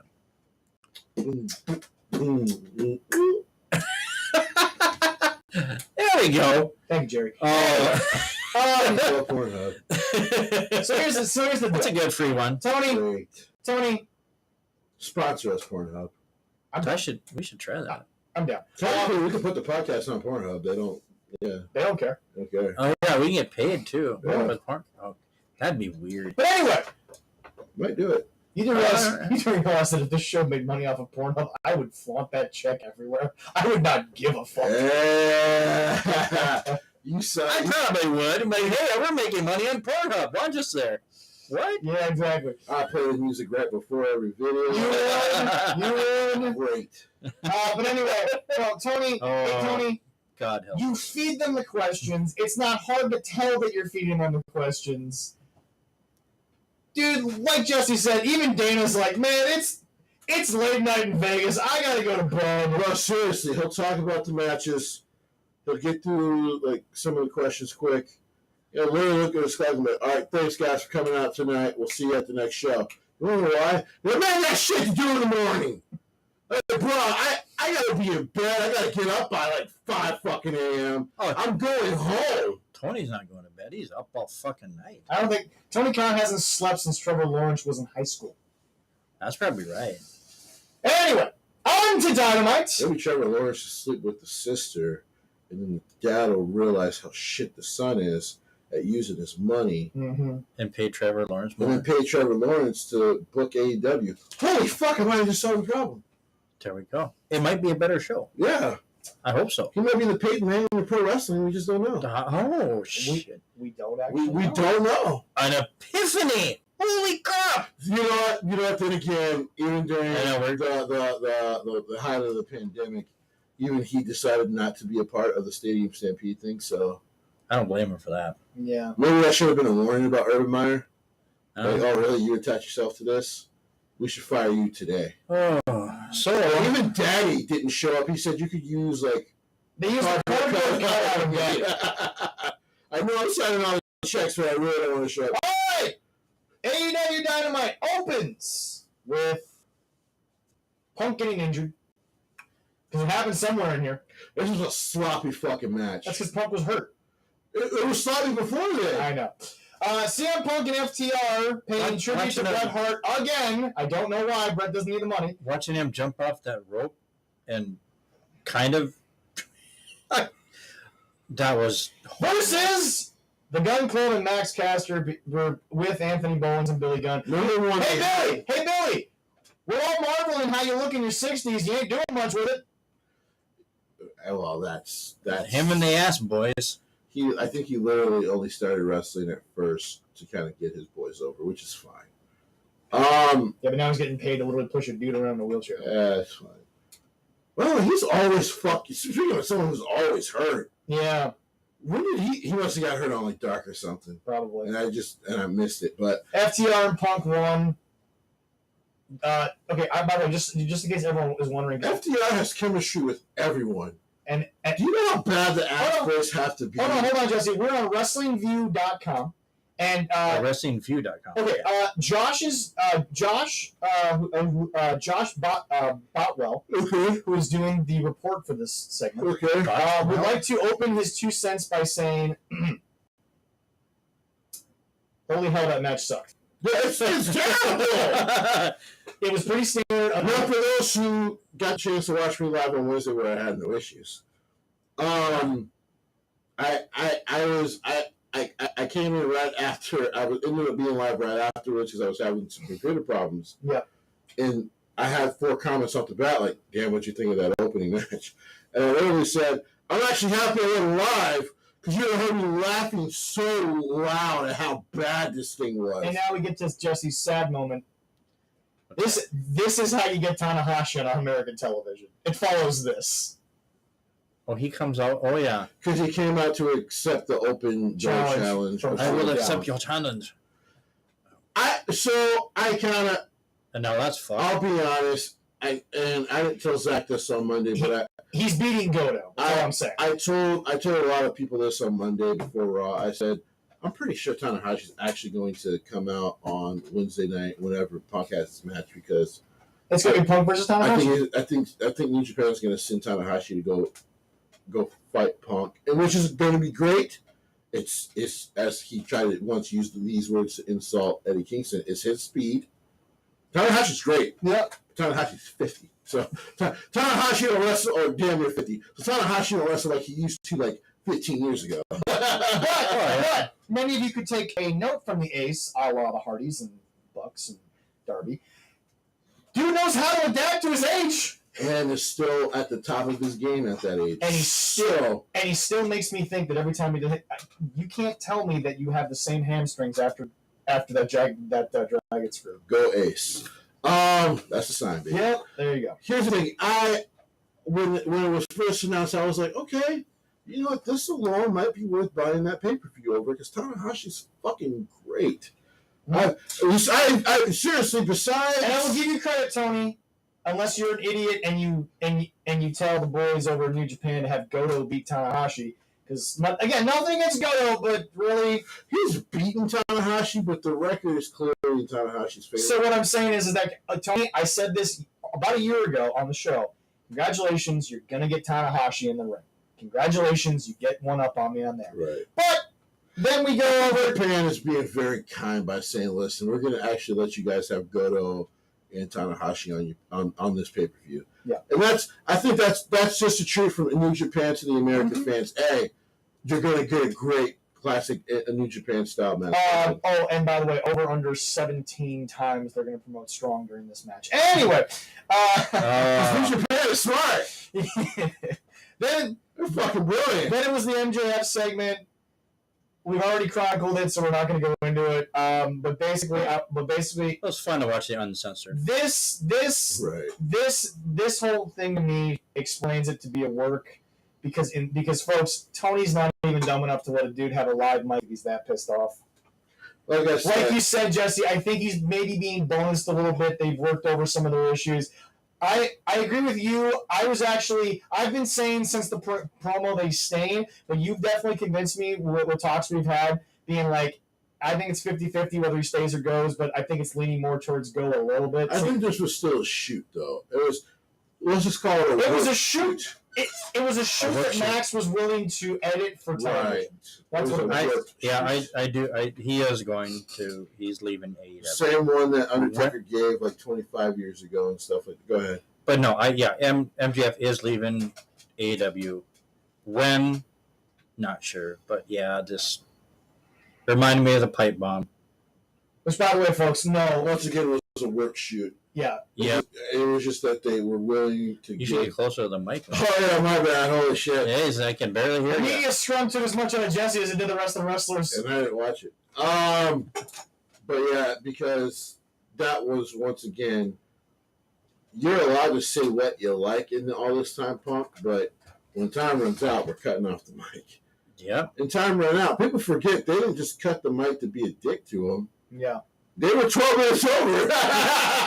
Yeah, they were. USA is like, this is great riveting television, but we have a shitty show to play that nobody wants to watch. So the next situation on this show, that's all I can say is situation. On the cock. No, they're not good enough to be on the cock. Anyway, folks. You're welcome. Johnny Impact comes out, known as Johnny Elite. It said Johnny Impact in the article. That's why it's funny. That's funny. Johnny Elite. Johnny, WWE did you wrong, but you signed to just be a guy to put other people over. The list of names he used now Miro's back. is incredible. So when they announced he signed an open contract to fight anyone and no one was in the ring, I'm like, wait, you're already jobbing out? Yeah, right. This was quick, Johnny. You're already being jobbed out. Yep. Also now we get to. I can't. I've been waiting all week for Jesse's thoughts on this. I did love seeing Miro back. No. Really. Miro being I'm excited. Great. The Redeemer didn't have enough time, in my opinion, and it's got a chance. So now we move on to the Jericho Appreciation Society. Fuck me. And for some strange reason, Jericho, the leader of the Jericho. Can I get this monologue out before you say it? Jericho of the Jericho Appreciation Society will now be facing Ortiz, not the main guy in the other team, but random dude in a tag team that used to be in his original faction in a hair versus hair match, because he's the only guy with hair! That's the stupidest thing! Ortiz is the only one who has hair! Daniel Bryan has hair, too. Yeah, but Daniel's not going to be involved. Sorry, Bryan Danielson. Bryan Danielson. I get what Steve was talking about. You're so conditioned because he was so great there for like 12 years. Yeah. But you keep calling him by that name, but go ahead. What? It's a hair versus hair match with a random tag team guy from the other side of the pond. My head hurts from this now. Oh my God! What the? This was all a ploy to not only set up hair versus hair, but William Regal to just basically, hey guys, once again, don't want to be like WWE. Huh. Didn't he come out and say blood and guts? I swear to God, if he would have said War Games by accident, I think I was hoping. I would have put my. I was so hoping it was War Games. I'm like, yes. This is going to be the greatest blunder of all time. William's a professional, so of course I would have put myself and Pete a little on that one. Mm-hmm. Let me be very clear. Let me be very clear about Chris Jericho right now. He's a dumbass. This is he once on his podcast talked about how when Hogan came back that everyone felt like Hogan's run was wasted because he wasn't willing to put guys over. Well, that's interesting, Chris, because now you're the same age and when Hogan came back in the early 2000s. What are you doing, sir? You're working with a random tag team guy in a hair versus hair match that, let's be honest, you're not losing, Chris. We all know this. Well, yeah. So, let me get this straight. You're a wizard now. Mm-hmm. Correct. You've put Daniel Garcia under your tutelage, and yet before you, he was already in main events of shows. Correct. You've been feuding with Eddie Kingston for about When we get 5 that new 6 soundboard, we need a sound of Miz just going, Correct! Well, hey, Johnny Elite was there. Johnny's the perfect sub guy for that. I mean, he's already jobbing out. Yeah. well, I don't know if we could use that or we'd have to do it ourselves. No, I'll tell WWE, I'll pay you. I'll pay you. Fuck it, I'll pay you. Because unfortunately, Miz has been like the smartest superstar in pro wrestling Over the last 10 years. Well, especially over the last 2, especially when it comes to other American companies, because my God, is he just right all the time? Also, what would be so wrong if MJF does leave early and then goes and faces Miz? Where's the issue there? It's literally a stepping stone to being a main eventer. And the fact is that Miz is that guy. Yeah. Because the thing is that once you beat Miz, you're kind of already, everyone knows you're going to the main event, so why are we shitting on MJF versus Miz? Beat a Miz or an Edge, that puts you in the main event spot. Hey, Leroy, guess what? Yes. There was a commercial break. Oh my God. So a good part of the show. Oh, yeah. So you can go poop and get something to eat. Something like that. Samoa Joe had a match. He was attacked by Lethal Dutton Singh. Duh. I was backstage after his match with Adam Cole. They clearly taped this. Well, yeah. It was appreciated. They taped him getting his ass kicked? After the his pay-per-view. match at the pay-per-view. Yeah. And then they showed it on Wednesday instead of the pay-per-view. Right. Which, by the way, only would have taken another 30 seconds out of a 4.5-hour show. I have been told, because I have not watched Darker Elevation in the last couple of weeks, which is funny because they actually usually are better, because there's none of this shit and there's pure wrestling the whole time. Right. That they actually did show this clip on those 2 shows. So if you're one of the 17,000 people that actually watch 2 shows, like myself, you would have I guess you'd be in the know. Otherwise, it doesn't matter in AEW. And now we move on to the 10-man tag team match. Let me count the wrestlers in this match. 10? Oh my God. Hold on, Leroy. Oh. Ladies and gentlemen, in this corner, Nick Jackson, Matt Jackson, Bobby Fish, Kyle O'Reilly, and Hikuleo. Well, they'll send him because he's The fuck is that? a Laura Carter and he's a Bullet Club. He's in Bullet Club. He's a Laura Carter though, so it doesn't matter. I've never heard of him before. With Adam Cole. Hold on. Those are the people in the ring. I haven't even mentioned that there were also 2 other people at ringside for the Super Elite. Cousin of Tama and Loa Tonga. Yeah. Okay. Right. It is the Undisputed Elite, Nick Jackson, Matt Jackson, Bobby Fish, and Kyle O'Reilly and Hikuleo. Didn't realize he was in the Super Elite. But also Adam Cole and Brandon Cutler are here. We don't know why, but they're here. Why not? Versus the Jurassic Express of Jungle Boy, Jack Perry, Jungle Boy, I don't know, whatever JR said that week. Dino Douche, Christian Cage, Matt Hardy, and Darby Allin with Jeff Hardy at ringside because Jeff is just a walking corpse at this point. He was injured, and so was Adam Cole. So they were not put in. I heard that they were pulled from this match, and the people were. Jeff was actually made to go to the back, so he wasn't actually at ringside. Yes. So this happened. Yeah. It's not like it's a fucking clusterfuck. And like I said, Meltzer driver on Jungle Boy for the pin because nothing else in this match mattered. It was a bunch of horse shit. You couldn't follow it. It went 1,000 miles. Christian Cage should be ashamed he was involved in this. Because he's had tables match. He's had TLC matches that had less action than this. Christian Cage is just had to fucking do it because, Jeff's going to die apparently. So, yeah. I didn't have a problem with the match. The next thing in the article. In the back, Keith Lee and Swerve Strickland are with some rappers. I don't know who the fuck these guys were. I knew who the clothes designer was. Jeff Hamilton. Yeah. He's the only one I knew. I was like, who the fuck are these other two dudes? Athena comes out for an interview with Shivani. Shivani, once again, how are you not losing weight based on how much they make you get up from that desk? And It was a very uninteresting promo. I know this is annoying and painful. But No, I didn't mean to do that. But we're doing a show here. I'm looking up news. There's There's news going on right now. Yeah. That was fucking hilarious. And I didn't mean to do that. But yeah, I didn't understand. No, there's more injuries besides what was on that show. Oh, okay. So Daniel Bryan. yes, Bryan Danielson is hurt. Yep. Yeah. Yes, that just came out. Mm-hmm. Yep. What is the injury again? They haven't given up an injury at all. Okay, we have so we have one more major. We have two more major topics to get through, so we gotta get through this card quick. Athena came out.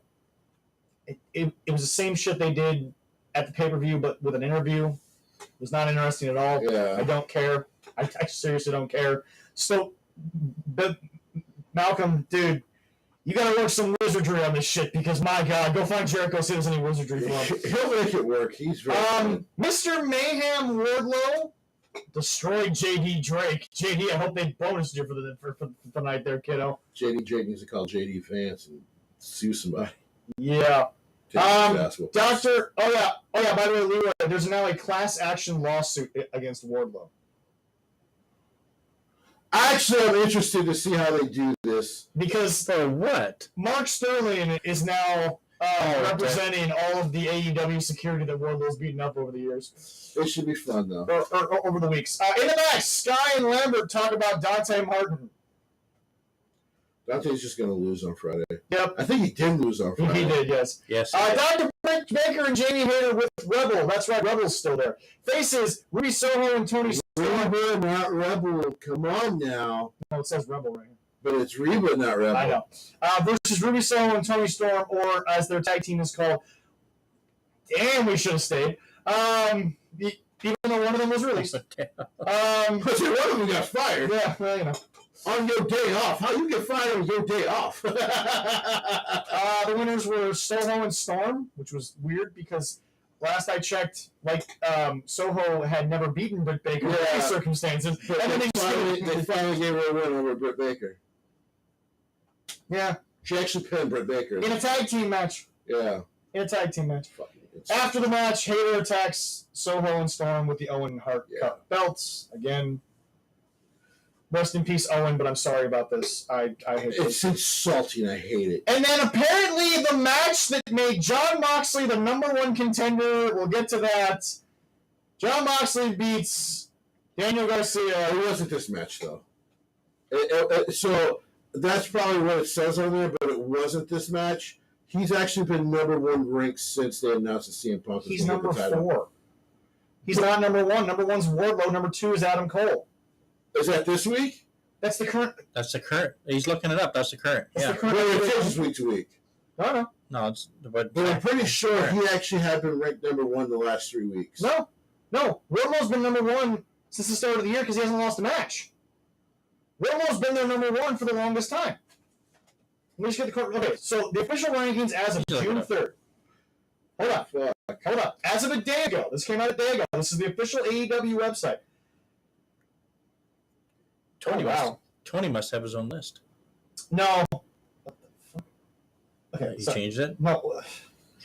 Jon Moxley is now officially #1, but he was #4 when he was announced. They changed it so that now we believe it. #2 is Wardlow.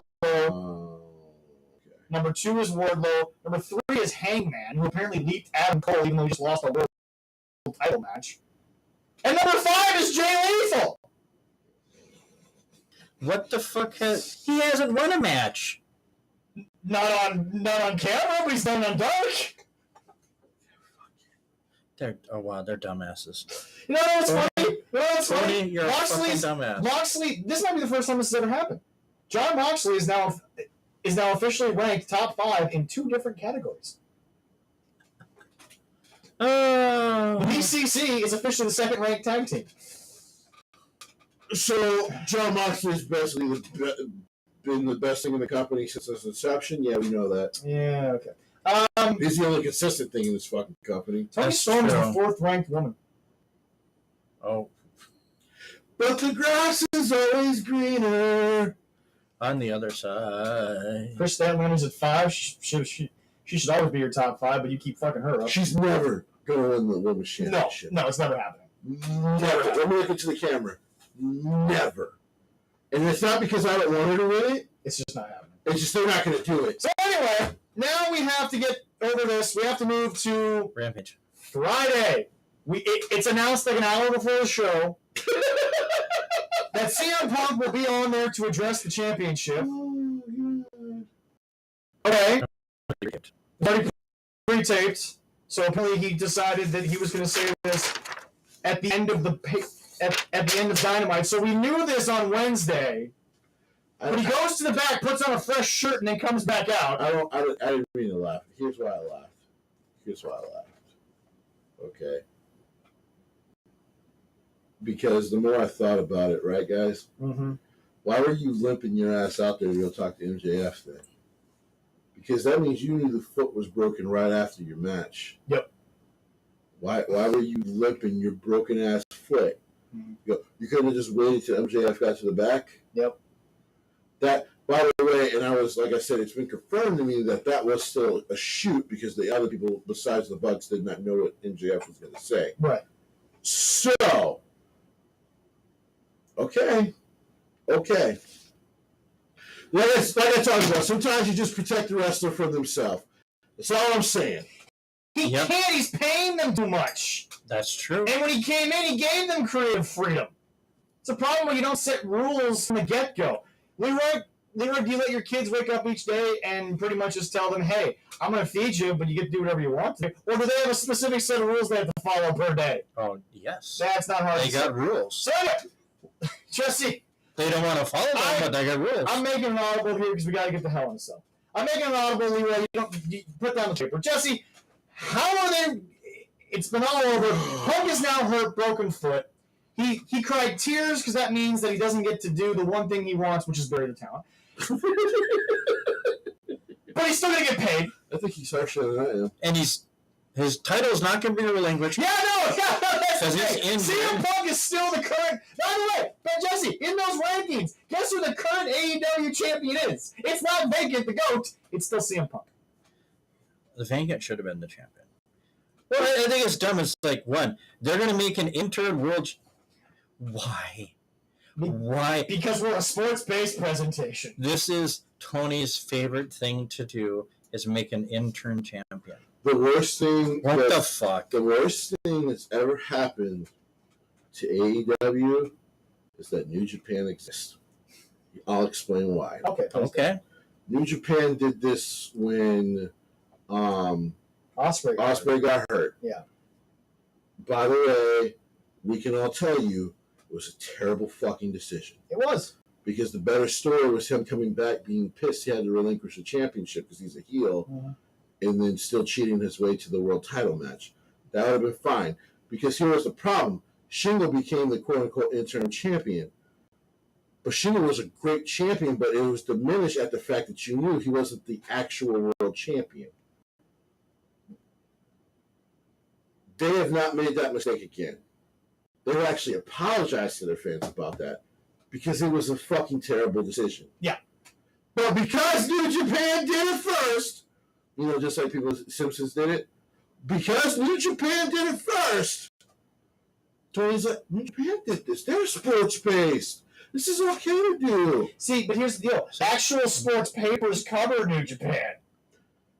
An actual sports TV station is partially owned by New Japan. Let me relay this out for people very quickly. Please do. You see, there's WWE, there's AEW, MLW, Impact. We go on and on. This is the tiers. Yes. Yeah. In Japan, it's New Japan Pro, it's Stardom, and then the others just fit into the pack. That's how much of ownership and shit that New Japan has in that country. By the way, it's not just that country; it's also the UK. So there's New Japan, and then everything else. You're not the top guy in your own country, even though you keep believing you are. Can you stop trying to copy them? You can't be them. That's 70 years of work put in for them. Mm-hmm. So every now and then they make a dumb fucking decision. Trust me, they plenty of them. Well, you say, Jesse, you said every probably 5 to 6 years they just have a 6-month period where you're just kind of like, what are we doing? Like I said, Torture Club was and kind of still is one of the worst things in pro wrestling. But they're allowed to make those mistakes in Japan. 70 years. Because before the pandemic hit, they had a 6-year run where they were the best fucking thing in pro wrestling. They were. And I told people I have no problem with Dave kissing that ass because I kiss that ass because I watch it. And then damn is it great. I'll put my tongue in that Japanese ass because it's beautiful. They have never let me down on the show for 7 years. I love how you still laugh. Man. You know he's going. Why? That's how big of a run. Their run was so good. And like I said, for that 7 years, it literally makes the Monday Night Wars look like infants play. That's how great they are. I'm just ready for Karen to come out and talk about. He's talking about buttholes. Well, Fuck that's you, because Karen. yours doesn't get tongue, Karen. Here's the thing. And she probably would love it. Right. Here's the thing. They're trying to be American New Japan so fucking bad, but guess what? New Japan already has strong. It already exists. You don't compare. And by the way, for 1 hour and 15 minutes, they put on a better show than you do in a 2-hour time segment. Well, Technically, you get a 10-minute run over. This intern champion, it didn't really work the first time. So anyway, they got to try it a second time. Jesse, since there was still a reigning... Before you finish it, the only reason it worked with Cody is because you knew Cody would be back to defend it. Yes. That was a little concussion thing. You knew he couldn't defend it next week. It was COVID. Oh, it was COVID, just which is fine. Yeah. So you push it a week. No problem. So anyway. You don't need another title. You just need a boom. Again, you're trying to be New Japan here. But here's the deal. So the reigning, not currently able to defend. Sorry. The reigning, currently able to be defending. Undisputed. AEW World Champion is still CM Punk. Jesse, how does this tournament play out? What are we going to crown the interim champion? It'll be John Moxley. Versus a random person. It doesn't matter who he faces because he's going to beat Tanahashi as well. He actually has an undefeated record against Tanahashi in Japan. Yeah. It's going to be John Moxley. So John Moxley's going to be the interim champion. It doesn't make any fucking sense. Yep. And he's going to fight. And they're going to make Tanahashi wrestle twice in the same night, Jesse? Yeah. What? So we're going to race Goto versus Tanahashi on American soil. Here's the thing. I'm not going to blame AEW for. That part is clearly a New Japan decision. Right, yeah. He can do it. That's not going to be the problem. No. Because what he's going to have to do with John Moxley is probably a variation of the other 4 matches they've had. Yeah. The match is going to be great. But yeah, it's going to be John Moxley. Which is going to make no sense because the better... He was the last believable champion they had. That's true. So maybe that's why they're going to do it. But then when CM Punk is back after how long? Well, he'll be gone for a while. It's a broken. Yeah, he'll be 6 gone for months. probably like 4 or 5 months. He'll probably be back after Kenny. And then he'll have to face. Yeah. And then it'll be John against CM Punk to unify the championship. And because it's Tony Khan and he just can't make anything up on the fly.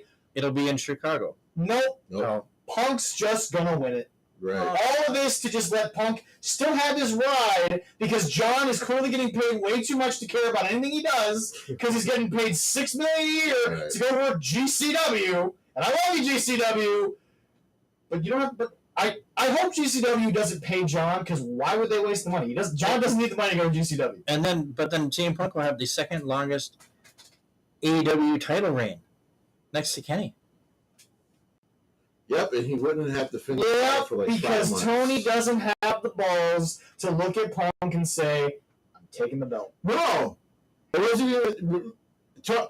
No, I clearly said I wanted to hand the title off. That's true. and Tony said To no. give him credit, said Tony said no. What are you doing? Okay, well, let's do a kind of Roman Reigns angle where you have to relinquish the championship. Because at least then, when you come back, you can go automatically. When you come back, you go, "Hey, I'm the uncrowned champ here. I didn't lose my title. I got hurt. Right. Very much like Finn Balor had to do. I didn't lose shit. I got hurt. Yeah. Nah, I can't do that. And John Mox is going to have a fucking worthless championship for 5 months. He's going to... You know what's sad? Or they're going to try to talk fucking MJF into becoming the interim champion so they could do the CM Punk and MJF third thing. The Summer Possibly. The Summer of Punk is going to turn into the fall changing of the leaves of Punk. Anyway, let's get into Hell in a Cell. ladies and gentlemen, now we're going to get to the show that we can't wait to see tonight. There is an injury update that Cody Rhodes was hurt during a weightlifting accident. They are suspecting it is a torn pec. No word yet on if he will miss the match or not. Wow. But yes, so the main event is currently up in the air, at least on the internet. WWE has not released an official statement as far as I know. No, they have not yet. So we'll see where that goes. But what's the rest of this card? Because let me tell you something. Fuck you guys. I'm actually looking forward to this. And I hate to say it, Jesse. Jesse, I hate to say it. When I look at the matches, this has the possibility of not being the stinker that Double or Nothing was. This is in major jeopardy, though. Yeah. Because you built it around Cody and Seth. Yeah. Yes. Unfortunately. And Roman's not there. They're doing. Let me be clear. I don't blame Roman for that. No, not at all. Two guys in their 60s to a guy in damn near his 80s. This was a good way to book Roman, like we did Brock. That clearly fucking worked out so well for Brock Lesnar. He beat Brock, took his title and his schedule. Well, giving him more days off, making sure he doesn't do like the live events, no problem.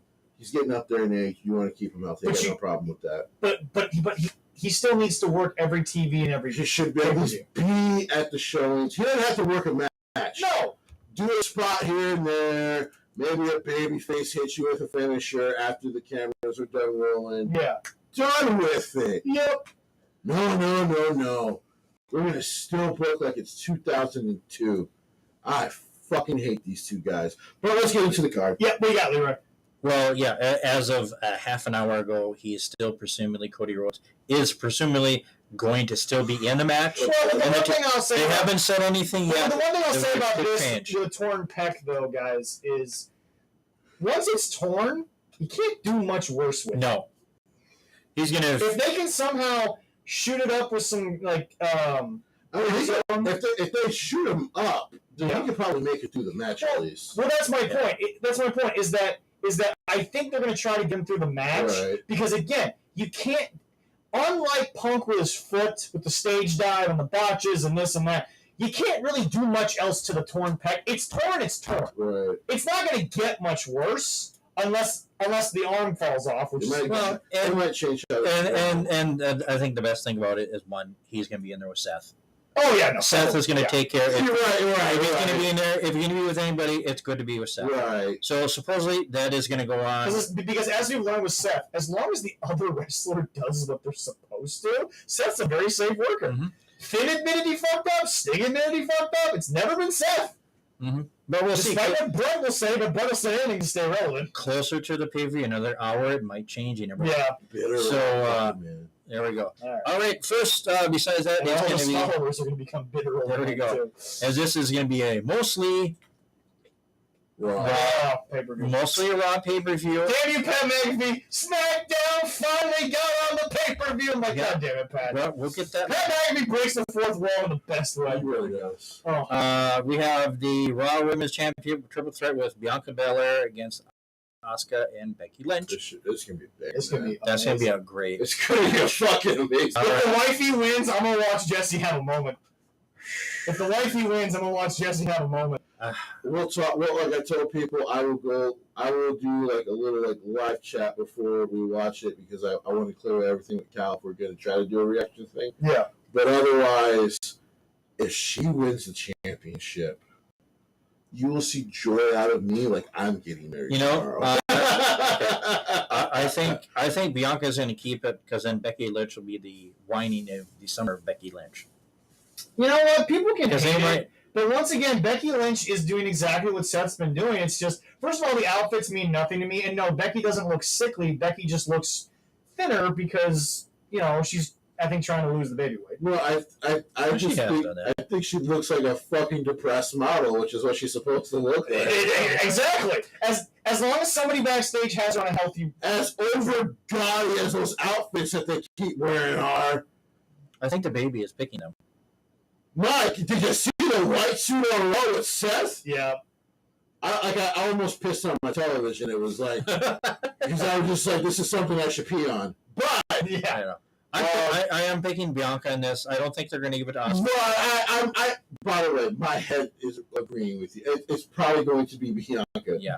My heart! Your heart wants the wife. My heart's like, I want to go propose to this woman after she wins the She will get it. She will get it this year. Yeah, She will get it this year. It might be, She would look at that ring, it might be Becky against Asuka to get that and belt. she would spit that green mist in my face and then smile and kiss me on the cheek. But I would be so happy because she acknowledged me. Jesse's eyes will not be hurt by the mist because the tears will wash The tears will wash all the green out of his eyes. And see that you can watch that on Pornhub. Exclusive content. You're welcome. Exactly. Yes. No, I think Becky against Asuka eventually. That could probably happen again. I think that's what was supposed to happen, and then what happened with the tag champ. There we go. All right. Yeah. So next after this, and this is, I don't know why they're going to do another one. This is the fourth one, but Bobby Lashley is going to take on Omos and MVP in a 2-1 hand. I don't know fucking why they're going to do it, but Bobby's going to win. Yeah. I'm with you. I don't know why the fuck they're doing it again. Yeah. I know. It's just like, I don't know. I don't know. Then the next world. I just want to point something out, folks. Before we move on, there's a point that seems to live in the wrestling ether that no one's acknowledging. You chose Jade Cargill over Omos. Oh. Yeah, they did. Yeah. Just saying. All right. Just saying there, you Stokely. Stokely Hathaway. The long lost brother of Anne Hathaway. Annie Hathaway. Fuck you up. Oh. Our trash. There we go. All right. The next That's going to one. be our t-shirts. Yeah, fuck you. The our next trash. one is Kevin Owens with our new favorite wrestler, Ezekiel. I actually We think love Ezekiel. This would be he's the going to win, but This might be the Ezekiel culmination should of my favorite underlying storyline since WrestleMania. this is going to be the funniest one of the night. This is going to be so... You know what? It's weird, Jesse? Even though... Because by the way, I've seen him live, and Kevin Owens almost got a guy thrown out only for funny because the guy was like yelling at Kevin while the cameras were off. Oh, yeah. No, I was there. This is the show that I was there. And Kevin was like... Kevin was like, where the name on the head screen is, yo, take care of this guy. The guy wasn't doing it, he was yelling at Kevin. But Kevin's like, fuck you, you're out. He didn't actually throw him out, but Kevin messes with everybody when the cameras Kevin's are off. great with the fans, which is why I think the live events are so fun. Because a lot of these WWE wrestlers are so good with interacting with the fans. Yeah. But anyway, no, I don't care what he does. Kevin Owens is just getting paid more than he ever has to do his old shtick on a slightly less PG-14 level. Right. But just, Kevin Owens is just always good shit. I gotta find that video so I can put it up one of these days while we're live so people can watch it. It's Sami Zayn going to a kid and going, listen, I'm right about these things. Your parents are lying to you. And like the dad's going to go, really? Say I'm right here. He's lying to you right now. He's not there. I'm like, these fucking WWE wrestlers are phenomenal with interaction with fans. It's great stuff. You saw that. I think you saw that video with that 2-year-old giving Roman Reigns Reigns the mean. He's mean runs him back. I'm like, they're so good with the fans at live events. I hope to eventually But soon yes, bring my kids, I've got both my Zeke. kids, to one of those events. I'll be Claro's losing. I've got Zeke winning, and I've got Kevin Owens going into full meltdown, and I can't wait to see it. I know, yes. I can't wait to see it. Elias, Hey, you know what's funny, Jesse? Kevin would probably tell you I'm having so much fun with this storyline. I think he is. Oh, for sure. I just the way he's going. He it just looks sold the fans when he would go to live events and put his head in the turnbuckle, and they would make the caption "Only a few more months before AEW." He just played everybody. That very well. It was really well done. Yeah, he just played everybody. He basically looked at it. He's like, I don't want to do this. But in reality, it was like I was always getting Right. unless of course AEW Actually offered the money. off. Because here's the deal, Jesse. I have to believe that if that deal was similar, if not right next to it, he would have gone to AEW. Oh, I agree. I gotta think he would have. If they would offer him 7, he would have been gone. But they didn't even come up to where WWE was at 5. Or 4, I think it's 4.5. Yeah. You didn't come up to that. Which, by the way, if Kevin keeps doing the work he's doing and they put him in a somewhat main event, they'll bonus him another 500. By the way, he'll get bonus anyway. Yeah. Just for the merchandise sales. Yeah. So. All right. Well, the next one, good old title match for the United States Championship. Theory, the champion, against Mustafa Ali. I am 50-50 Theory might lose his title. Mustafa. Sorry. I'm 50-50 Theory might lose his title. I am 50-50 because the thing is that whether or not we like it, I think they might push Theory faster than John Cena. And like you said, I think Ali, if he's not staying to do the job and he's actually staying, I gotta believe he's getting a title on this. Because it sounds like the meeting when he was brought back was basically... Which, by the way, folks, Jesse called it. Vince was busy with WrestleMania, but he dealt with it afterwards, and everything went fine. So when he met with him, he told him, like, I do value you. Apparently, he apologized. Listen, we shouldn't have jumped the gun on you being upset about this. We should have listened. Because you've never not helped the company and done your job. And that's why Vince always gets in the good grace of the wrestlers, is because unlike most promoters in the past, been proven by the way way too much, he's willing to admit when he's wrong, even to a guy who's technically a lower mid card. And he apparently he said something like, "You're great. You're popular with the kids. People love you. They love your promo work online. We need to use you more." And he basically told him, when you come back, you're going to get a push. Yeah. So. Mustafa didn't get a raise out of it, but he got to go like, I was right to fight. But I don't think he ever cared about the money. Right. This was never a money situation. He wanted to be right. Go ahead, Ray. I said I've always enjoyed watching Ali wrestling.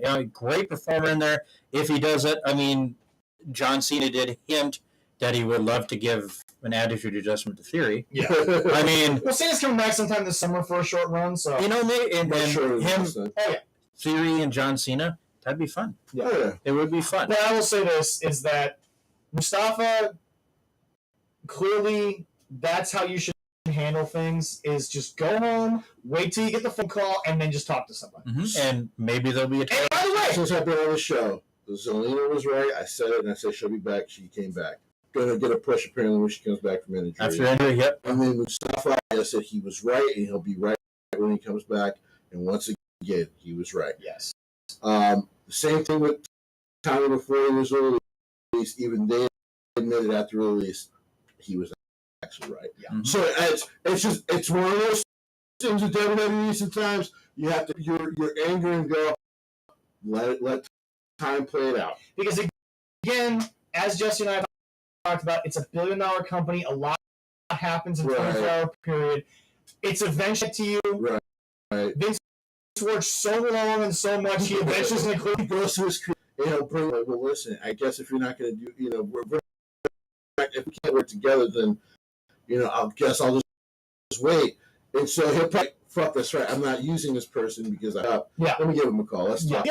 Again, Ali walked away, didn't bash anybody.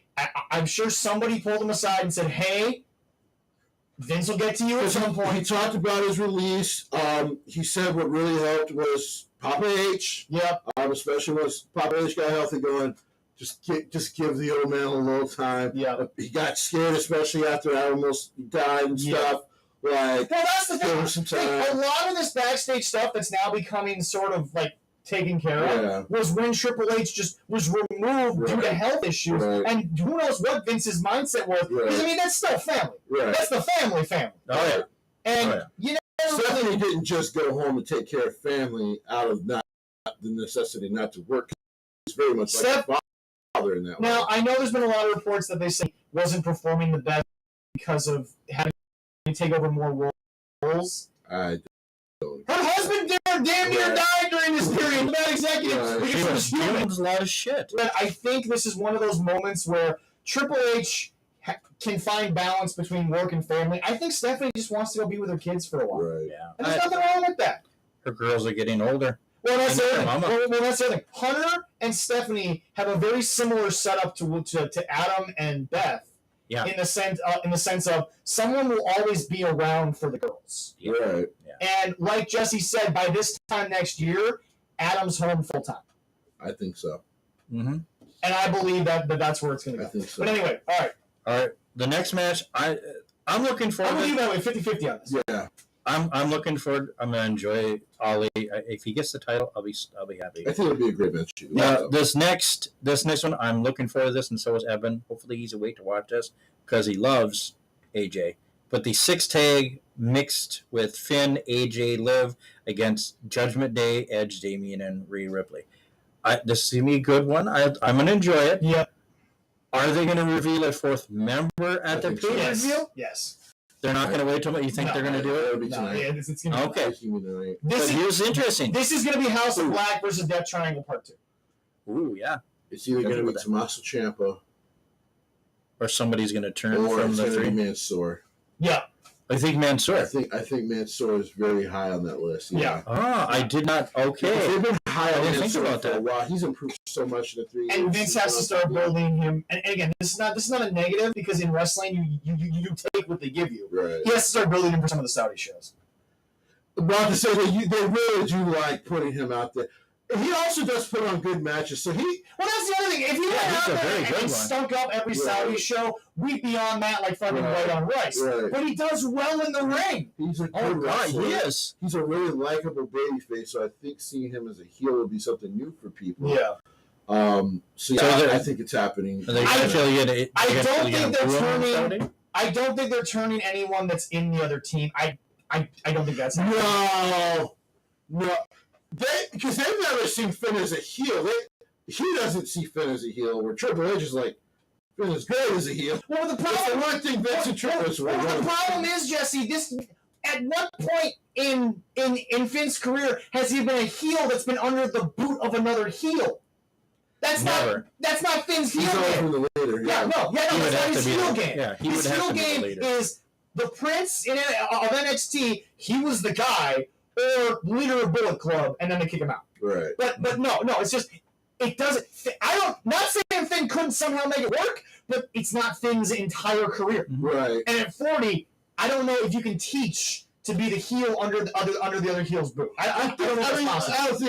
I think he could do it if he wanted to, but it just doesn't fit the personality. It's not Liv because they're not putting two women in that faction. Not yet. Not yet. And it's not going to be AJ because he's so likable right now and he's selling so much merch. Vince is not turning him heel right now. All right. What do you think? Do you think Jedward's going to get the win again? Oh, yes. Yes. You think so? Julia Hart 2.0. Whoever the fourth member is costing the other. Costing him. Oh, Okay. yeah. All right. Yeah. there They're we go. costing the club. It's just All happening. right. And then the last, which is not going to be the last match of the night, but it's the SmackDown edition with Madcap, which they're cutting. They're just going to call him Madcap now against Happy Corbin. And I that's actually fine. like this. Holy crap! He came out His looking comeback. jacked. I like this. I'm impressed. Alice and I both sat there and were like, "Holy shit! We believe in Madcap all of a sudden." Yeah, the repackaging without the suspender. However you want to take this, Serious. folks, that was an impressive showing on Friday. Do not take away from that. Everything but the fucking Fucking name. for me. Well, they're not calling him. They're not. What if they want to call him Mad Moss? Just take the cap out. Mad Moss. Just call him Moss. Go back to Riddick Moss. Right. Michael Cole said it the first night. Right. Just go back to Riddick Moss. Said it after WrestleMania. Well, it's not his real name. No, it's name not. he's always owned. But Maybe they'll cut it down to Moss or whatever. The Madcap thing, of course, I because it's just if he's getting away from Corbin, why would you keep the Madcap? and I agree. Gene's 100% right. It was the name that was given to him by Corbin, blah, blah, Right. blah. And Jesse, maybe that's still in the cards. We don't know. Right. But all I'm saying is that Folks, And I agree with everything about his repackaging. this was a great night. Everything but the fucking. I'm not going to get on the music because I'm done with talking about WWE. I like this new music. Well, they got rid of that. This new music on Friday was actually a banger. Yeah, what they got from him is better. Here's my problem with WWE. They won't license, I know. You just go get someone to create music again. That's all I'm saying. I know. That's all I'm saying. Well, CFO fucked it up for WWE because they fucked up their own licensing issues. That's on them. CFO kind of They screwed. were upset, and they had the right to be upset.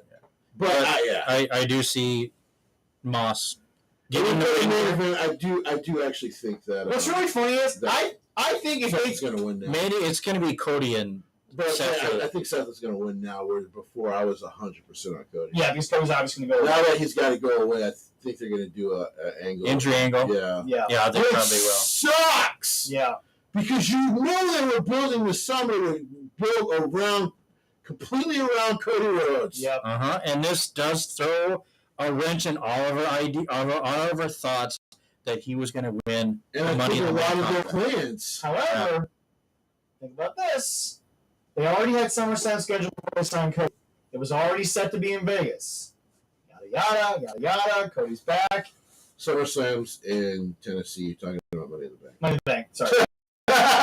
Money in the Bank is in Vegas. Well, no. Well, anyway, the big shows. We're saying. Right. So, Now, yeah.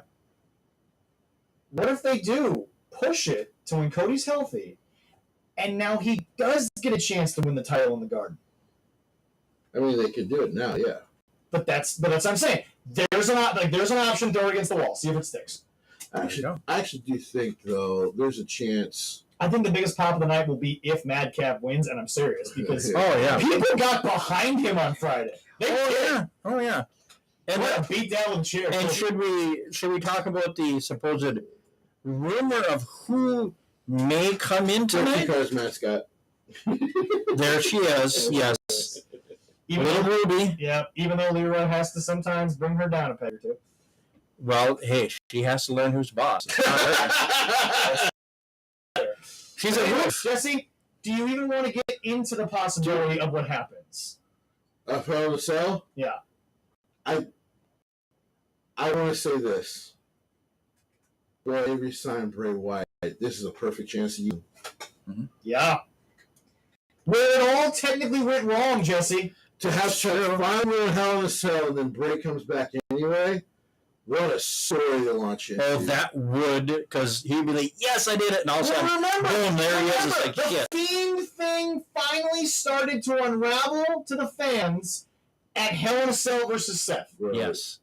So my whole thing Because of is, that booking in the yeah. But here's the deal. If he's back, Jesse, if he comes back tonight, That's a hell of next week. Well, first of all, I'm going to come.